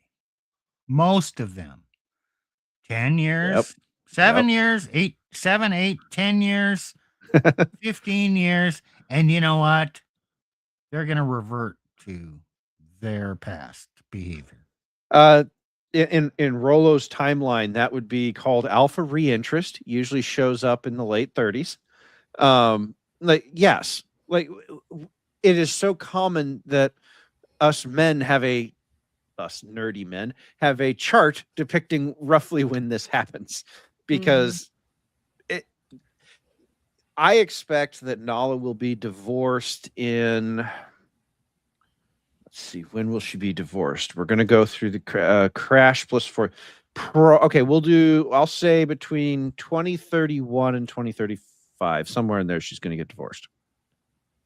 2031? Yeah, well, it could happen sooner, but there's some stuff coming up that. Well, she's going to pop up a few kids, right, with this guy. To get the full leverage. Yeah, to get the full leverage, she needs to pop up a few kids.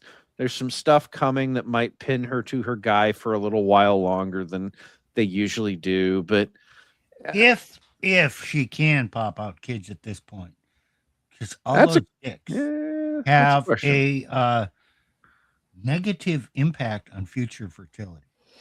She could adopt. That's possible, but that's unlikely in today's world, because women are not giving birth and putting kids up to adoption. They're just ending the pregnancy. Yeah. Mm. The amount of available kids Kids, for yeah. adoption, I understand. babies especially, is Mhm. extremely low. Oh, yes, you can, if you want to adopt a troubled 8, 10, 12-year-old, oh, there's an abundance of those. Yeah. I wish you luck in parenting that child. Yep. Well, she might because of the No, leverage. no, she won't. She's too narcissistic. Yeah, probably. She doesn't have time for that kind of kid. She Mhm. needs the kid that fits the look, the aesthetic.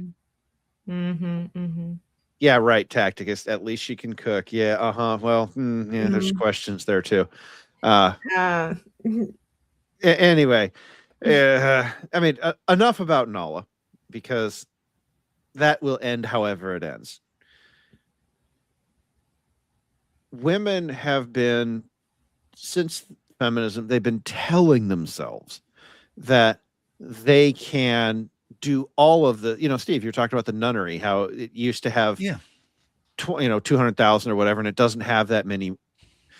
And I believe it's because we took away the boundaries on women. Women threw off the boundaries, and then the men kind of said, okay. And so it used to be that there was, for whatever reason, a subset of women in the church who were like, you know what, that actually sounds like a pretty good deal.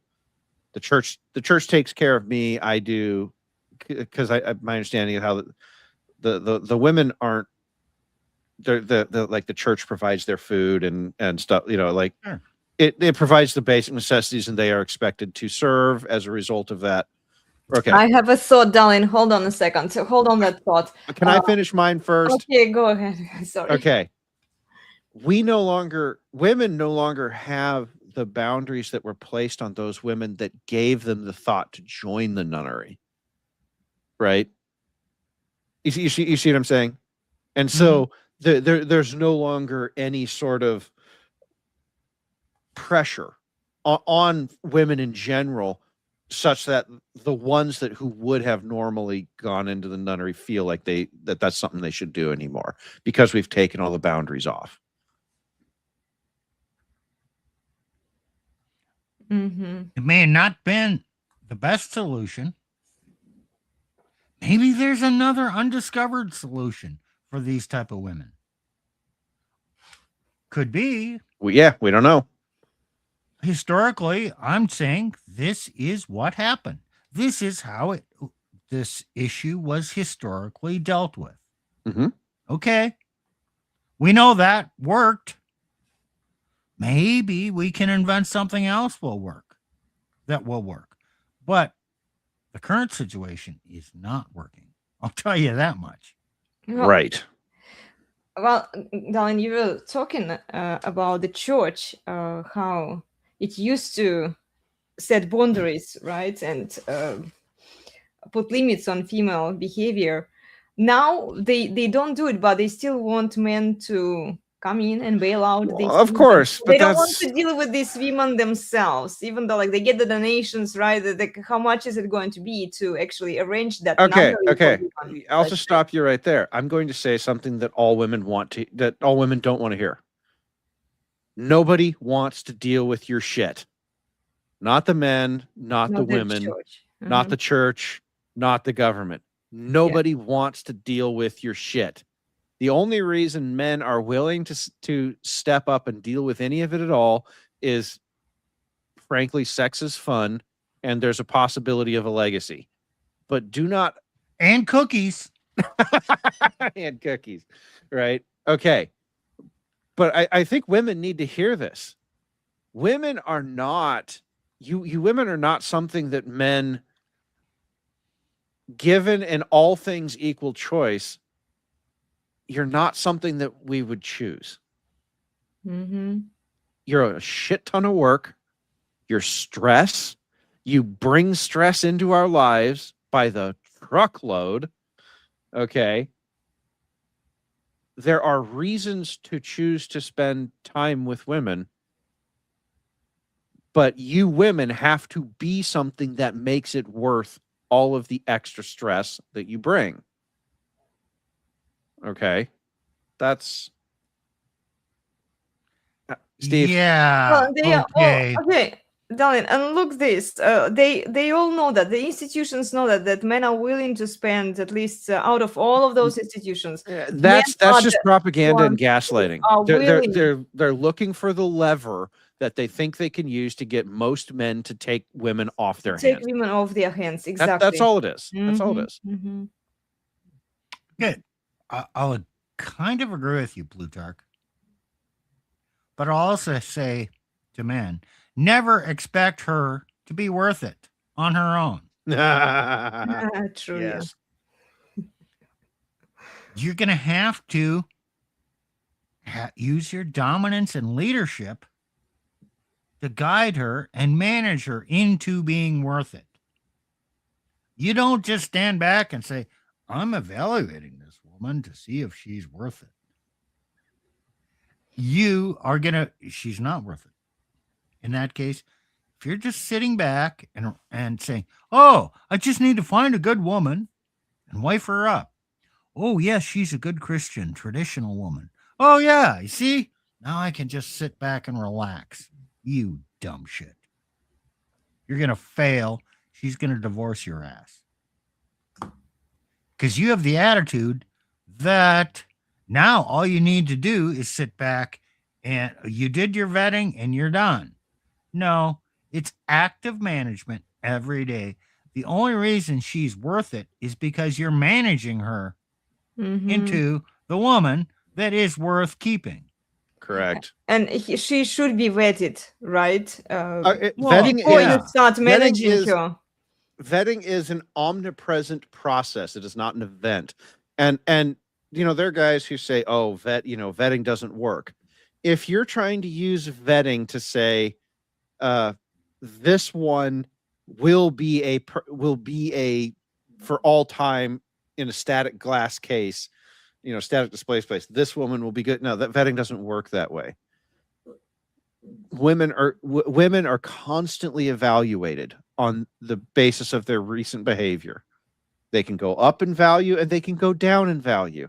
And Elena will tell you that she goes up in value and then she goes down in value on the basis of her behavior in a given day, month, year. Yeah. Okay. True. Okay. Vetting is an inartful term for this process that dominant men have for the observations. So Steve's talking about management. Management is an OODA loop. Observe, orient, detect, or decide, act. Okay. Observe, orient, decide, act. And so vetting is the observation part. What is she doing? And then you orient, and then you decide, and then you act on that. And then you go back and you start again. Okay. Yeah.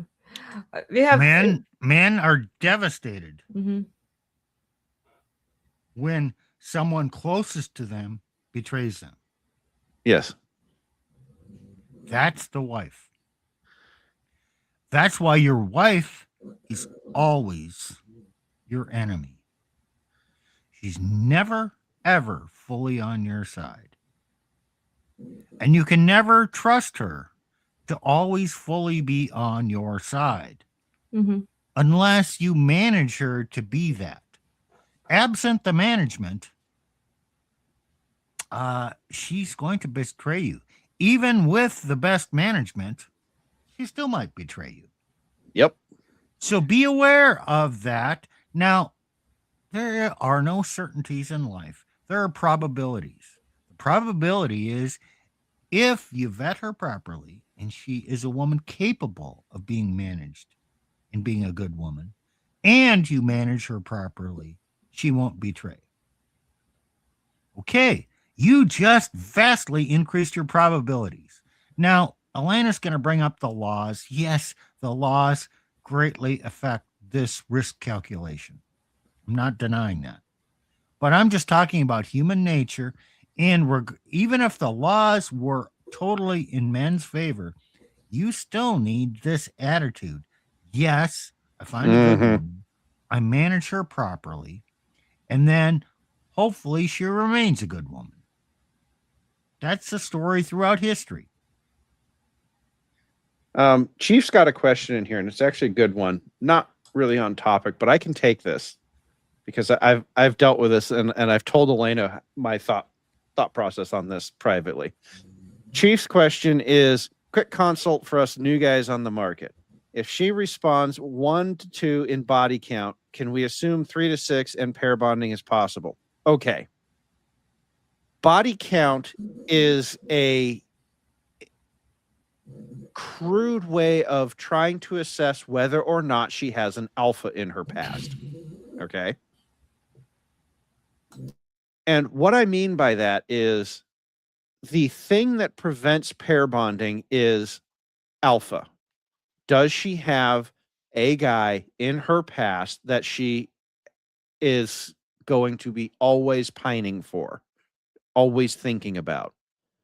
What body count tells you the probability that she has one of those in her past. Okay. So why do we say,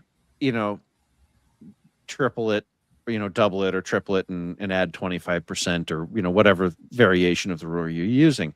Because we're trying to encompass the probability that she actually did have an alpha that she can't get past, that she pair bonded with. Okay. So pair bonding is not about a static number of bodies. It's about, did she have an alpha in her past?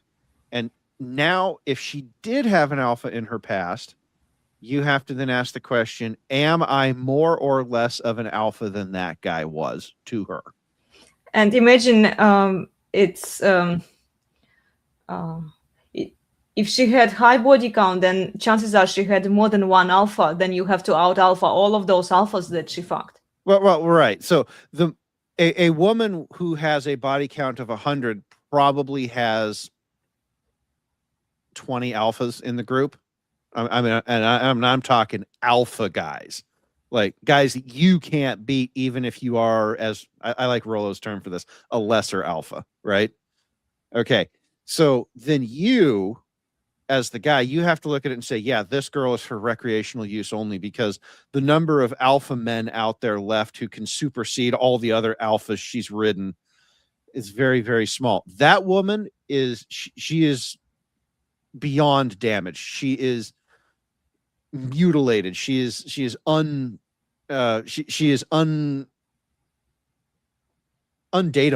She's unrelationshipable. She can't be. I can provide some more insight here.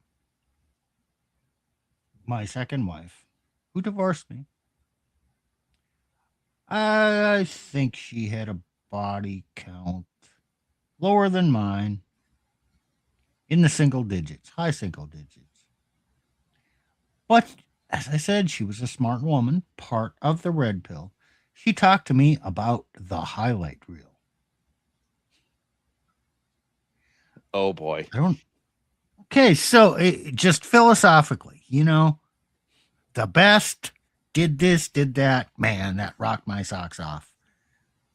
And the necessity for the new man to be the dominant man in her highlight reel. Well, I think I probably achieved that. I don't know that.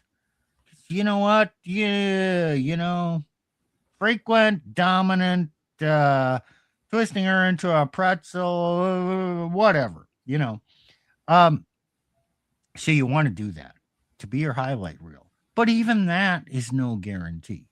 Now, every woman, especially religious women, has a past. They are very competitive. They don't want their past to set their value. So they're going to, well, we all tell those white lies. Because I don't want to, oh, shit. Yes, I did steal that. But, I didn't do that. Oh, yeah, I fucked that up. I damaged that. Oh, must have been there before me. We all have that tendency to lie. Women, especially about their body count.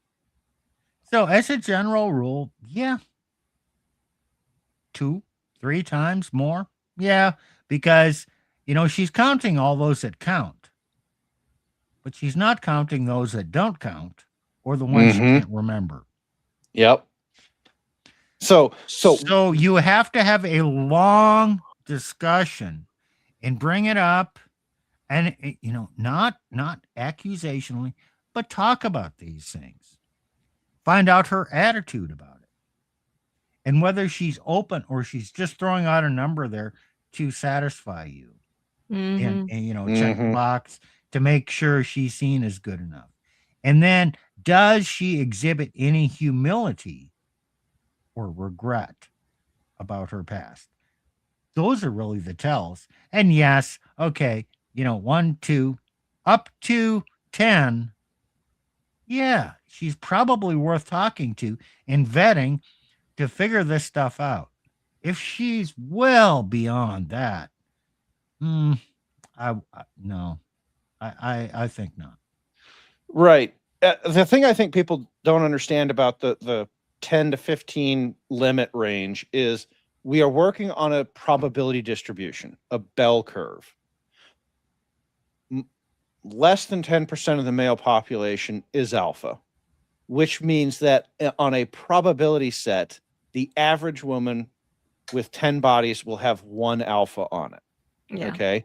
Realistically, you're going to get each individual woman is going to be very different. Maybe she had 3 alphas and 6 guys, right? Maybe she had 20 guys and only 1 alpha.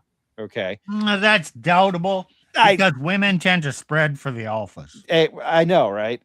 And I was just going to say that is realistically, though, the probability distribution says that she's going to spread for the alphas. So the lower the number, realistically 20 means she probably has 8 alphas on the list. The number of betas that she has on the list that you're fighting against. But there again, that 10 limit kind of becomes useful, right?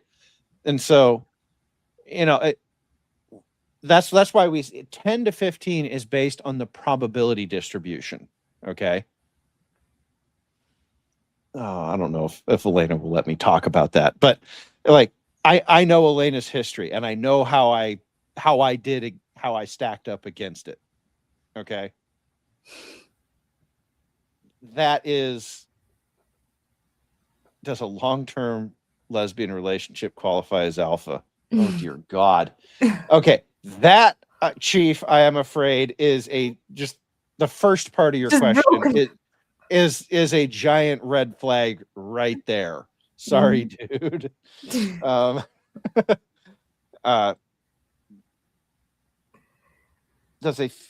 Tacticus. Bring it up, Dylan. Sure. Does a female's definition and perception of an alpha male, I'm assuming is a female's definition of an alpha unique to her preferences? Yes and no. Okay. There are core traits that alphas have that all women want and that all women perceive as alpha. Dominance. A boundary setting. Sorry, guys, my voice is going.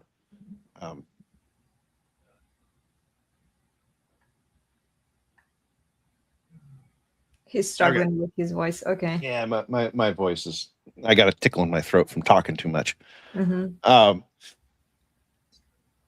There are other things where women who perceive one type of guy as alpha, another woman will go, "Ew, why do you like that?" And I've had those conversations with Elena. There are things where it's like, she doesn't like guys who looks max. Elena's not into looks maxer guys. She thinks they're childish. Okay. But there's lots of women who think looks maxers are awesome dudes. Okay.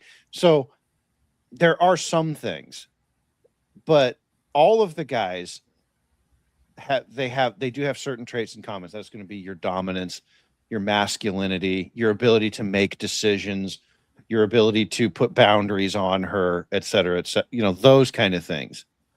Some They women, are less superficial. They're more about frame, you know. yeah, And I yeah. think this is what a lot of women like, because a lot of women would say that they're not interested in a super bulky, muscly guy out there, gym bro, you know. Well, Like some of that is cope too. So Well, we have to be careful. Don't take yeah, what women say. let me Take what explain women this do.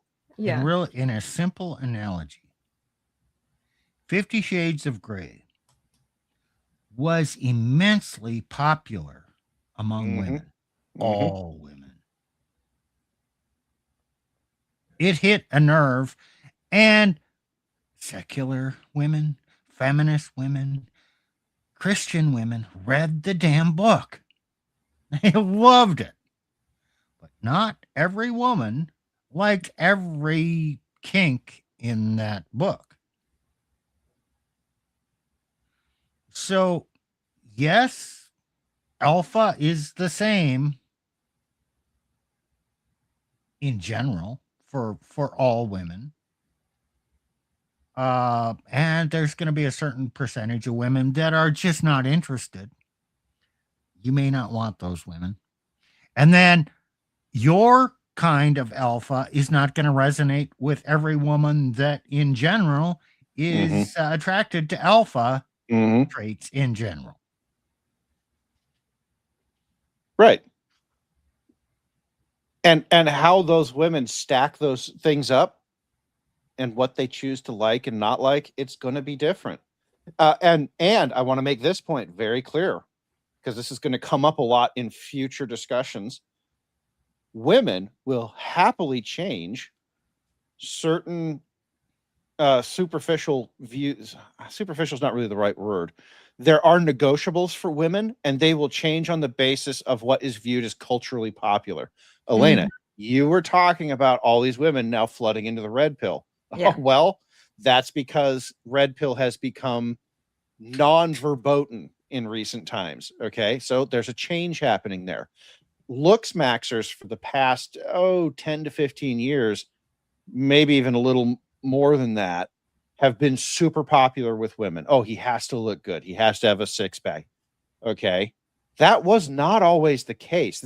That is not an omnipresent phenomenon throughout history. I know. There's guys out there in the looks maxing community who say, you don't know what you're talking about. Ah. Yeah, trust me. There's a bunch of guys who had a bunch of women who looked like crap for a long time throughout history. There's famous examples of it. Yeah, and you can say, oh well, he had something else. Yes, exactly. He had something else. There's always something else that a man can be that attracts women. I it's funny watching the looks maxers cope with women hanging out with ugly rich dudes. Like, okay, but he has what she wants. So Yeah, hypogamy is not a straight jacket. exactly, Different hypergamy women is not want a straight different jacket. things. Well, So this stuff at its core is quite simple. Male dominance, women's submission, how does that play out? But actually understanding how this works and plays out is really complex. yeah. Well, that's why the whole red pill manosphere YouTubeverse exists. Because it takes a lot of us. I mean, there are looks maxers in the red pill community. Sure. And it And works. It does. At a certain level. Yeah. Well, here's what I would say. It works for certain types of women. So if you want that type of woman, the woman who's attracted to looks maxing, here's what I'd say. Hit the freaking gym like your life depends on it. Because if you want that woman, you need to have that body. Okay, there you go. Oh, you don't want that type of woman. You want a different type. Well, forget the gym. You need to be where that type of woman is. I was just telling Elena this last night. we were watching something. She said, well, oh, there's beautiful women. Yeah, and he's just where the beautiful women are. Like, why is ballroom dancing still popular place to look for women? Well, if you want that kind of woman, go to the ballroom dance. Go learn how to dance. Women are attracted. That you need to have that core of masculine dominance. But humanity is a specialization hierarchy machine. And so women can be attracted to other things around that masculine dominance.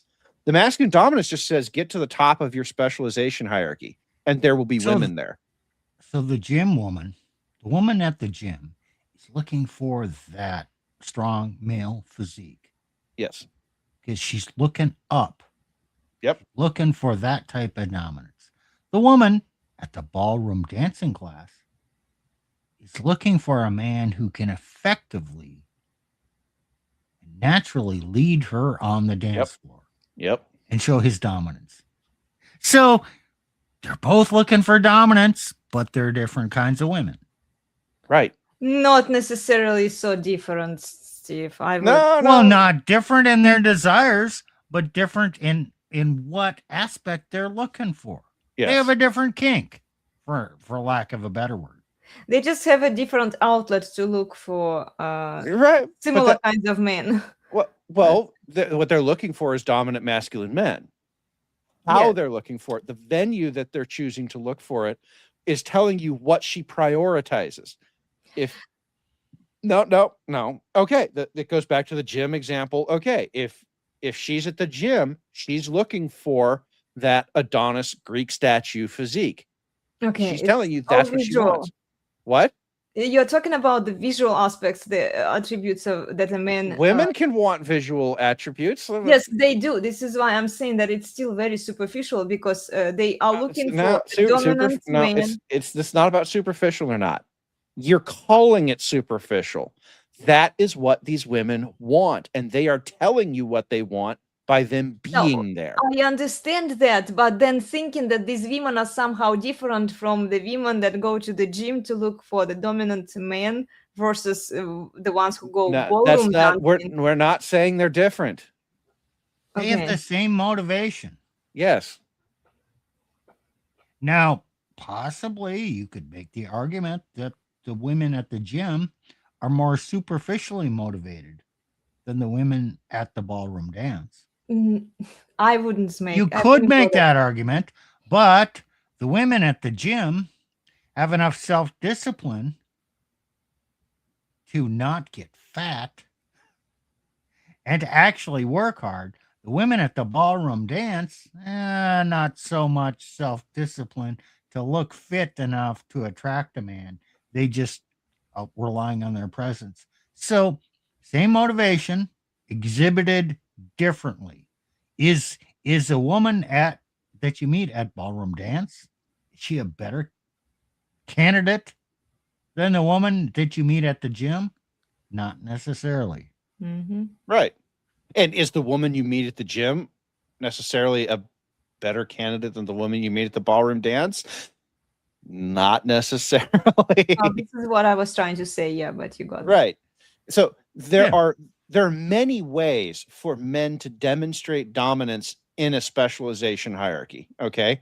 Because there are many hierarchies to do it in. I know which one I did it in. Elena knows which one I did it in.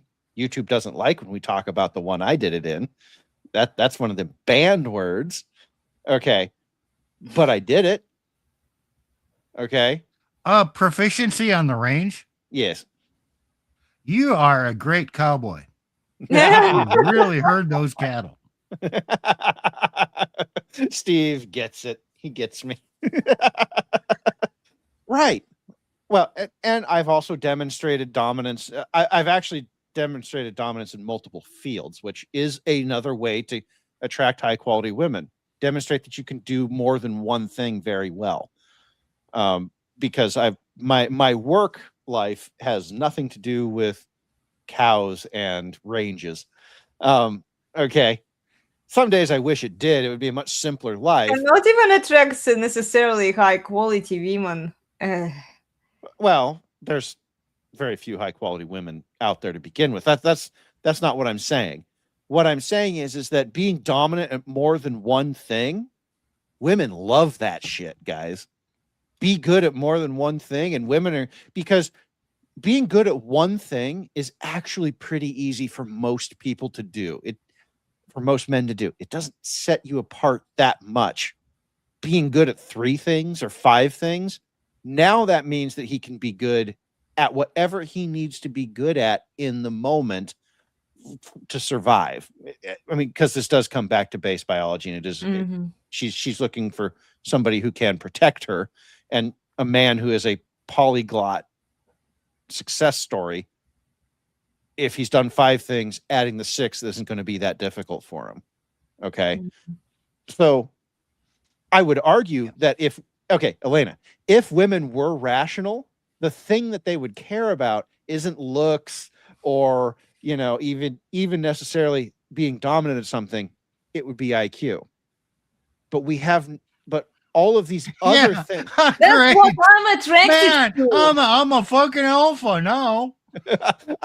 You a high IQ. Steve, why do you think I prefaced this? If women were logical, rational creatures, which we all know they're not, right? They're not. Okay. Well, they will say that, like, I love high IQ guys, and look, I even fall under that category. Oh, I do. damn. I do Engineers enjoy. just cleaning up. I know us engineers should Not. be cleaning up, right? I know, right? We're not, though, because Yeah. things like looks maxing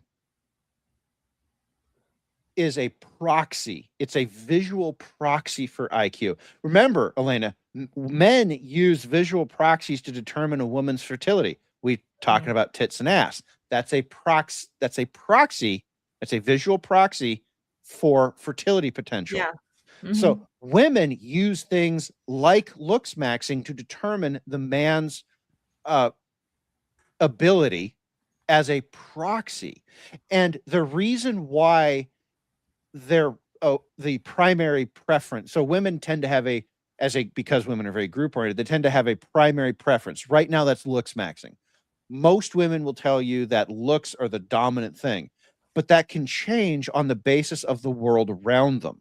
If the looks maxed men prove themselves to be fragile, yes, they're strong, but they're fragile. If looks maxing proves itself to be fragile, the women as the group will walk away because they were using looks maxing as a proxy for genetic suitability. Okay. But if it turns out that some other metric is more useful for determining genetic suitability, the women will go to that. And the men will move to that too. Darling, you reminded me of the looks Maxi. I want to show something to the guys. You've seen this little clip before, but I never showed it publicly. Okay, so I'm going to show it. 1 second. Okay. And it's the stage. Just a quick one. It's a funny one. No, you have shown this out before. You showed it a couple weeks ago. Yeah, but I didn't show it to the rest of the guys. Yeah, you did. Oh, well, we'll let her show it. Okay. It's a funny one.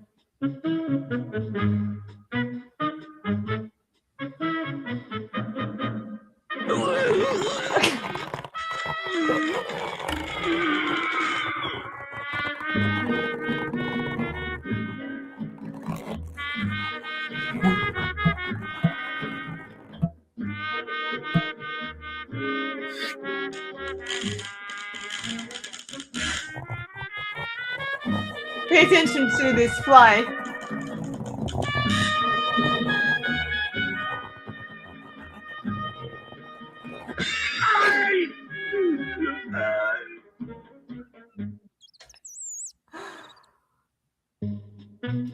Okay, that's it. It's I mean, yes, it's funny, and it is picking fun at the looks maxer guys. And that cartoon is very old, by the way. I don't know It's exactly. a very old. It's the alternative to Tom and Jerry, the Russian version of Tom and Jerry, but there we have wolf and rabbit. It's called Nu Pogodi. Okay, so it's probably from the 60s or 70s. Yes, it was from the 70s. Yeah. Well, because okay, here's a fun one. No, I can't do that. Can't talk about. Well, that. the fly, you got the fly, right? It's like Yeah, all the of butterfly gets the on the thing and butterfly it becomes gets too on- much. Yeah, it Yeah. becomes too much, and then she's dragging him. So it's like the frame of those gym bros, you know, like superficially. Well, They look one- strong, but then a woman, it's like a fly, you know, like she drags them to one direction, other direction, you know. Well, one of the interesting things that's related to that is on the looks maxing side is, yeah, you can have the looks, but it's funny. You watch videos of those guys getting in fights and they get their asses handed to them because they're strong in very certain ways, but fighting isn't about strength. Fighting is about, frankly, it's about dismantling. It's about, are you capable of dismantling the anatomy of your opponent faster than the other guy? Strength is a brute force way of doing that. But if you go up against somebody who knows anything at all about fighting, you get your ass handed to you because you can't apply your strength. So, but here's the thing. The culture has always moved between different metrics of determining who a good man is. You know, Tactica says, yeah, sure, they say they want high IQ guys until they don't like how smart they are. There's some truth to that, right? And that's why I said if women were rational and logical, they should want high IQ guys. But women are neither rational nor logical, and they really do not like high IQ guys and the way they treat women. Now, can I show one? Sure, go for it. Oh, I know this guy. I've seen him before. Anatoly. Oops. Where's mine?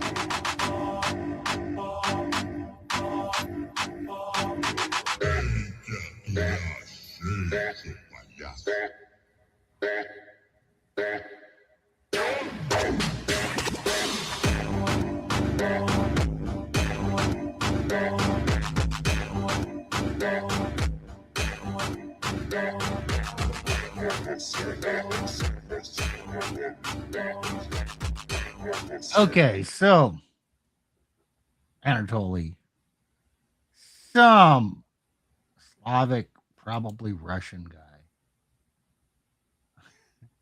He's hilarious. He does these gym pranks where he's not a big muscular guy, but he knows what he's doing and he is chiseled. But he wears his costume or the cleaner costume and he walks in there as a complete dumb shit. Doesn't know anything. They don't think he's anybody. And the hilarious thing is when he walks up to the women and they're showing pity on him. And, I don't know how to do this. And then he grabs a bar they've been struggling to lift and just puts it over his head in one swift movement. And they are shocked. And all of a sudden, something gets wet. Yeah, they shift. The women shift their tune real fast. Where's he at? And then he unzips his sometimes unzips his coverall and shows his abs, and damn, they are just fine. Look, and the as I women said, change their tune immediately. It is fucking hilarious. But the guy is absolutely brilliant in how he does this. And this is another aspect of revealing female behavior. Yeah. Well, and that's why I said there is nothing wrong with looks maxing. It is a perfectly valid strategy. What I'm saying is that as society moves through different phases of its progression through history, women will start placing different weights on these different things at different times through that progression, because that's what's most beneficial to them at Yes. that time. It doesn't change slowly. Correct. Changes very quickly. Women's attraction during peaceful times, where everything is safe and they have enough food to eat and all that, and survival's not in question, it's going to be a certain way. Mhm. If we head into a depression or war, and all of a sudden a bunch of men go off to war and the women are home, and the guys who are left here who have the status jobs of providing and whatnot, all of a sudden, bam, the woman's attraction is going to go for a different type of man. Yep. However, in a recession, certainly a depression, her instinct is going to go to the man who is still has a job and can provide. Yep. Fuck those looks maxing guys. Don't care about them. I care about survival. Or if we're at war, okay, it goes to the men who are at home and in positions of authority who can provide the goods. Now, if they're conquered, War brides. all of a sudden, Mhm. the attraction goes to the winner, the dominant men. Yep. Where the hell do you think all these war brides came from? Yep. It changes. So Fast. we're in a certain paradigm right now. When things change, and you know how fast they can change, the whole women's attraction will change equally fast. Yes. And we don't know exactly how it's going to change.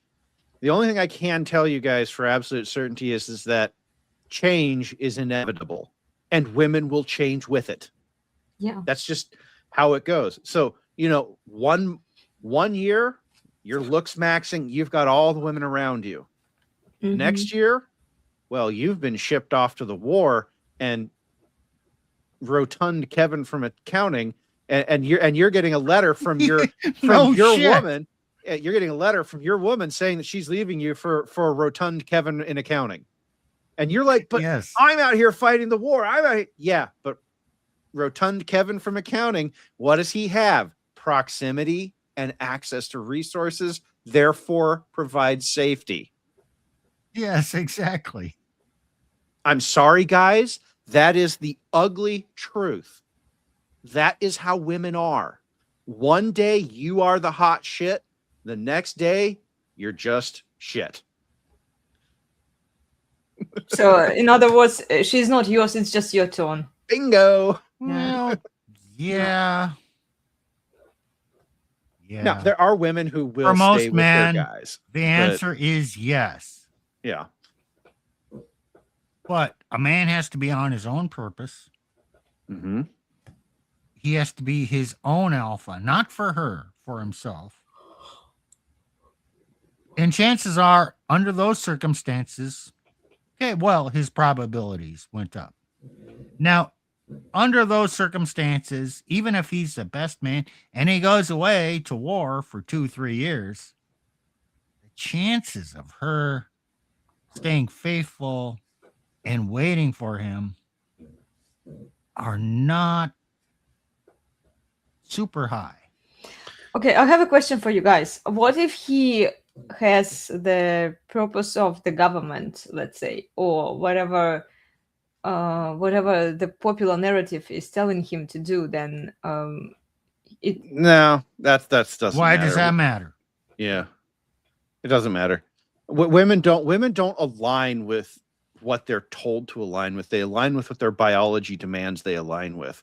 And we're just talking about various expressions of that alignment, right? Women's attraction is not based on common ideology. Mm-hmm. It's based on biology. It's based on deeper programming than.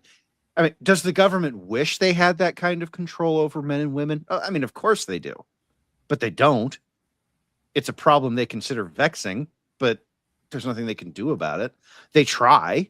Well, And- okay, if they try to propagate that now wifing up this horse and having children should be the sole purpose of a man, if he hasn't done that, then he somehow failed. And then a lot of men, maybe they feel pressure to do what they've been told, you know. But that narrative also feeds into the woman's desires in terms of no, security, like long term. only in an absence of any other outside pressure.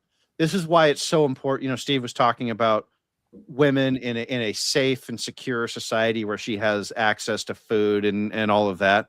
She's going to prioritize different things like looks maxing. Okay. The moment those things are taken away from her, she's going to go with a completely different prioritization scale. And there's nothing the government can do about it, which is why the government is so focused on making sure that women are safe, secure, provided for, etc. It's the only way the government can get any purchase with them, can get any traction with them. I see. Life sucks, guys. Biology is what it is. Mm-hmm. The biology is simple, but it plays out in complex ways. Yes. And it's the way it plays out is subject to rapid change. If the circumstances change, she will change right along with them. Now, is a woman who is married less likely to change? Not necessarily. Is a woman who is with a dominant masculine man less likely to leave that dominant masculine? Oh, yeah. You see, ask the right question, get the right answer. Okay. Marriage used to be a form of dominance. It used to be treated that way by men, but it isn't Well, anymore. it's only functional when the patriarch is in charge. Right. So marriage could be So- seen that way. Here's an interesting thing. R.P. Thor, his main theme was dominant masculine presence. Yep. And it wasn't just about bodybuilding and looks maxing. It Although- was philosophical. That was part of it, of course. Yeah, it was part of it. But yes, But it the was primarily man philosophical. really he was an extremely wise man. He was a common man, but he was skilled. He had discipline. He arrived at this conclusion, dominant masculine presence, and he made that his life work and his legacy. Why? Because he had the answer. It really comes down to having a dominant masculine presence. And that is not a superficial thing. Mhm. Every man has it in him, and it's not anti-Christian to have a dominant masculine presence. You hear that, Tradcons? It's not anti-Christian to be a dominant masculine man. Suck it up. Sorry. I had to get And that you dig in there. don't need to go to the gym to be a dominant masculine man. Maybe it'll help. If you need that, do it. If you But need it's to do more of an outlook on life. it. Mhm. It's a presence. That's why there's a presence word in there. It's can you hold your frame? Yeah. Can you no.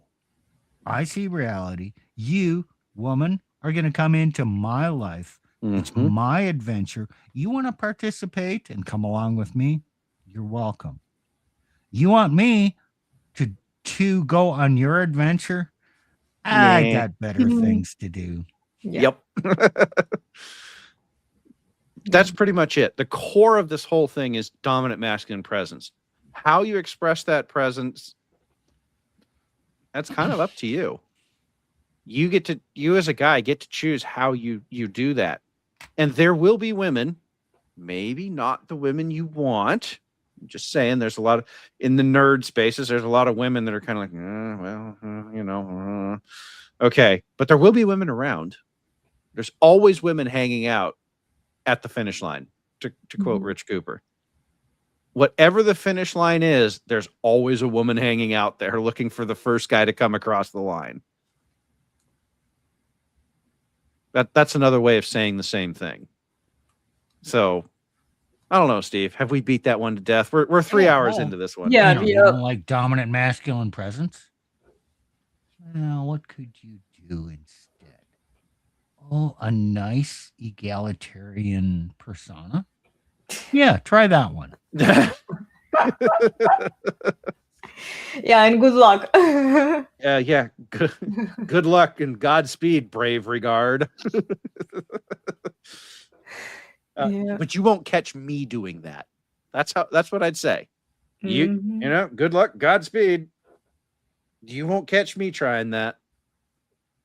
Yeah, just don't buy into what women say. My goodness. They even say that they want a masculine man now. I've seen women talk about it, because if he's masculine, then she can be in her true feminine, whatever, mystic energy that they love to bring up. And all of this is just crap. They don't want to change the laws. They are not willing to do anything. Their submission is conditional. It's conditional upon you providing her with the princess lifestyle that she believes she deserves. Well, to be fair, all women's submission is conditional on dominant masculine presence being found. Yeah. What these women are trying to say is these women are kind of lying to themselves as well. They're trying to say, no, you don't need the dominant masculine presence. I don't want that. You need this other thing, and then I will like that. And then they despise you, disrespect you, and take your kids and half your shit. No, they will even fully agree with all of the... No, I'm not Darling, talking about agreement. Okay. I'm talking about what they will do They later. will do, yeah, exactly. They will say all of the things, right. but I just skip. Yes, Elena, what I did is I skipped over all the intervening details that you love to bring into the conversation. I just went right to the end. What women say they want, what they do. Yes. Two very different things. Mm-hmm. And that's what Plutarch was saying. Mm-hmm. And then you say, but women say and women think. Yeah, who the hell cares what women say and women think? It's what women do. And the only thing a man has control over is his dominant masculine presence. And then women are reactive. Women are pliable.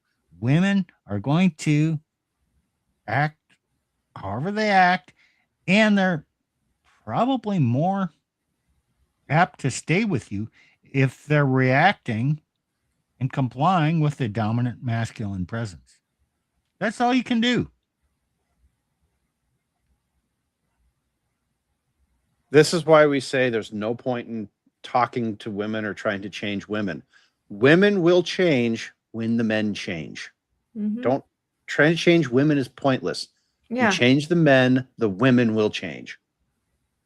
You change the circumstances, the women will change. We just got done talking about that. Women change. It's what they do. Expect it. Yeah, and then like they preach the Bible, they quote. Again because they always will. Bible. Men allowed it. Men allowed it. It's not their place, but then they are like promoting this family values. Don't fret yourself with the women. It's because men allowed it. We talked about that a couple weeks ago, didn't we, Steve? Sure. Right? Men and allowed it's changing as we speak. Yes, it is. Young men are saying, don't care. Oh, you women are out there spouting this bullshit. Don't care. Mm-hmm. I'm not interested. No, I'm not going to get married. No, kind of. They're not overtly laughing at the women yet. Well, if women want marriage, they will. But no, I don't care what women want. I do Yeah. No, not I'm just care. going to the In thread the future, and thread Nick vibe. Fuentes is leading a whole bunch of young men. I know, but if women Right now, actually, they're poking fun at this. Pretty soon, within the next year or two, because young women are men women are are in going to charge. be laughing at women's foibles and follies. Exactly. Elena, you are worried about the wrong thing. Nobody cares. You're saying, but this, and we're all going, nobody cares. Yeah, I know that nobody, and then it's It fine. doesn't- I mean, it like doesn't I'm matter. on board. I'm on board with men not wiping out this horse, okay? But if women actually wanted marriage and families, and if they actually took care of their kids, as they say they do, they would be changing laws in men's favor. No, They would be assigning the custody women are to the father. no, the women are not going to do anything. Stop trying to make this about women. The women don't fucking matter. Get over that. Sorry, we've been having this fight in the background offline They too. are not Elena. going to give up their power and control voluntarily. Who the fuck cares? Laws will never, ever, ever change proactively. Correct. They will change reactively. Correct. So when you say the laws need to change, you're trying to be proactive. Fuck that. It's never okay. Great. I agree. Proactive change would be useful, but it's not going to happen. There will be no proactive change. Society will change, and then the laws will conform to how society changes. The laws will change when the paradigm changes, when women stop going for the looks maxing guys and they're fucking desperate for their provider guys. Then all of a sudden, they will shut the fuck up or actually promote a change in laws, or you know what? That they will be willing to agree to anything. Any level of subservience, submission, hardship, if their survival depends on it. And then they will be crying for the subjugation of women. That is the reactive thing, and that's what's required to make the laws change. Hey, you can wish I'm wrong. You can disagree with me. Fine. I don't care. This is my opinion. So, Chief, an ounce of mocking white knights is worth a pound of reasoning with women. Absolutely. And it's not mocking helps. An ounce of medication, an ounce of reality is worth a pound of just even a little bit of pushing the white knights away. Because here's the thing, the women don't actually respect the white knights and the simps. They don't actually do that.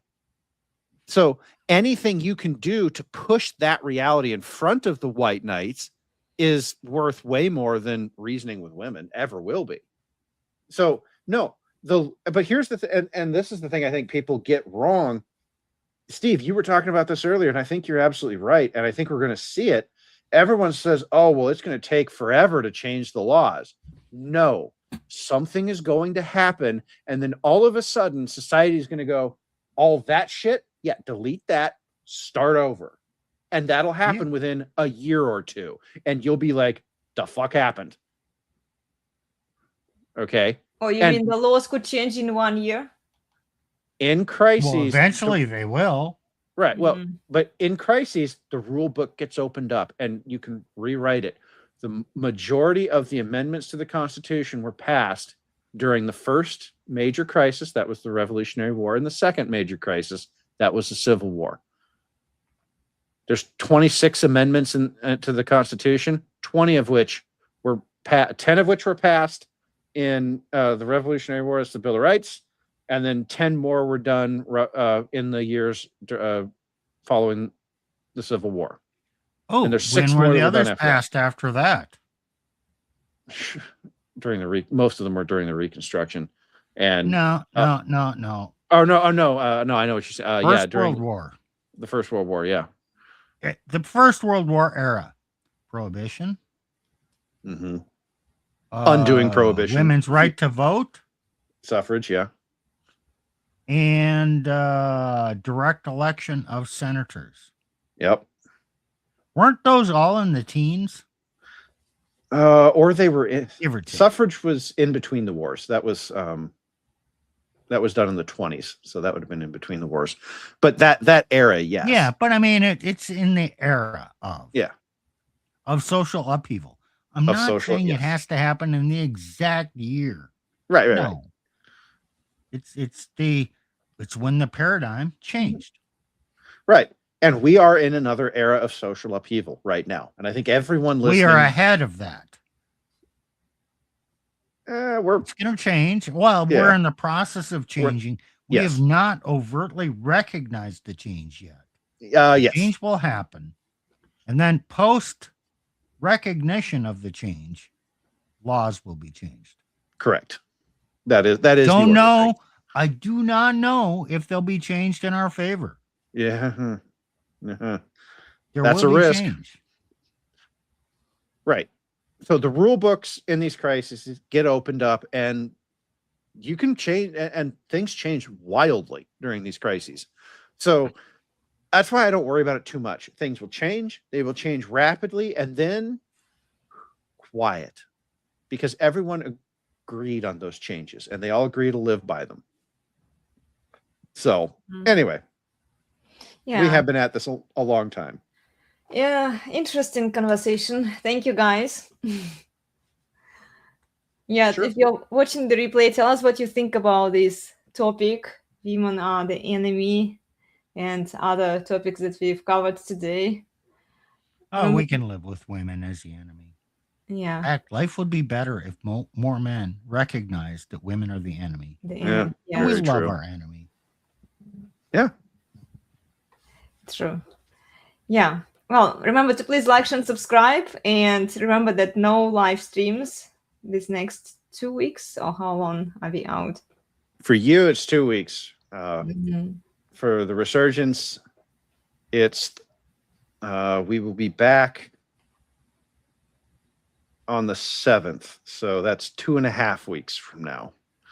Mhm. Yeah, we are taking a break from social media and Well, live. it's the holidays. Yeah. Look, men, women, children. Although if you're children watching this, I fear for your parents' inabilities as parents. You should be with your families.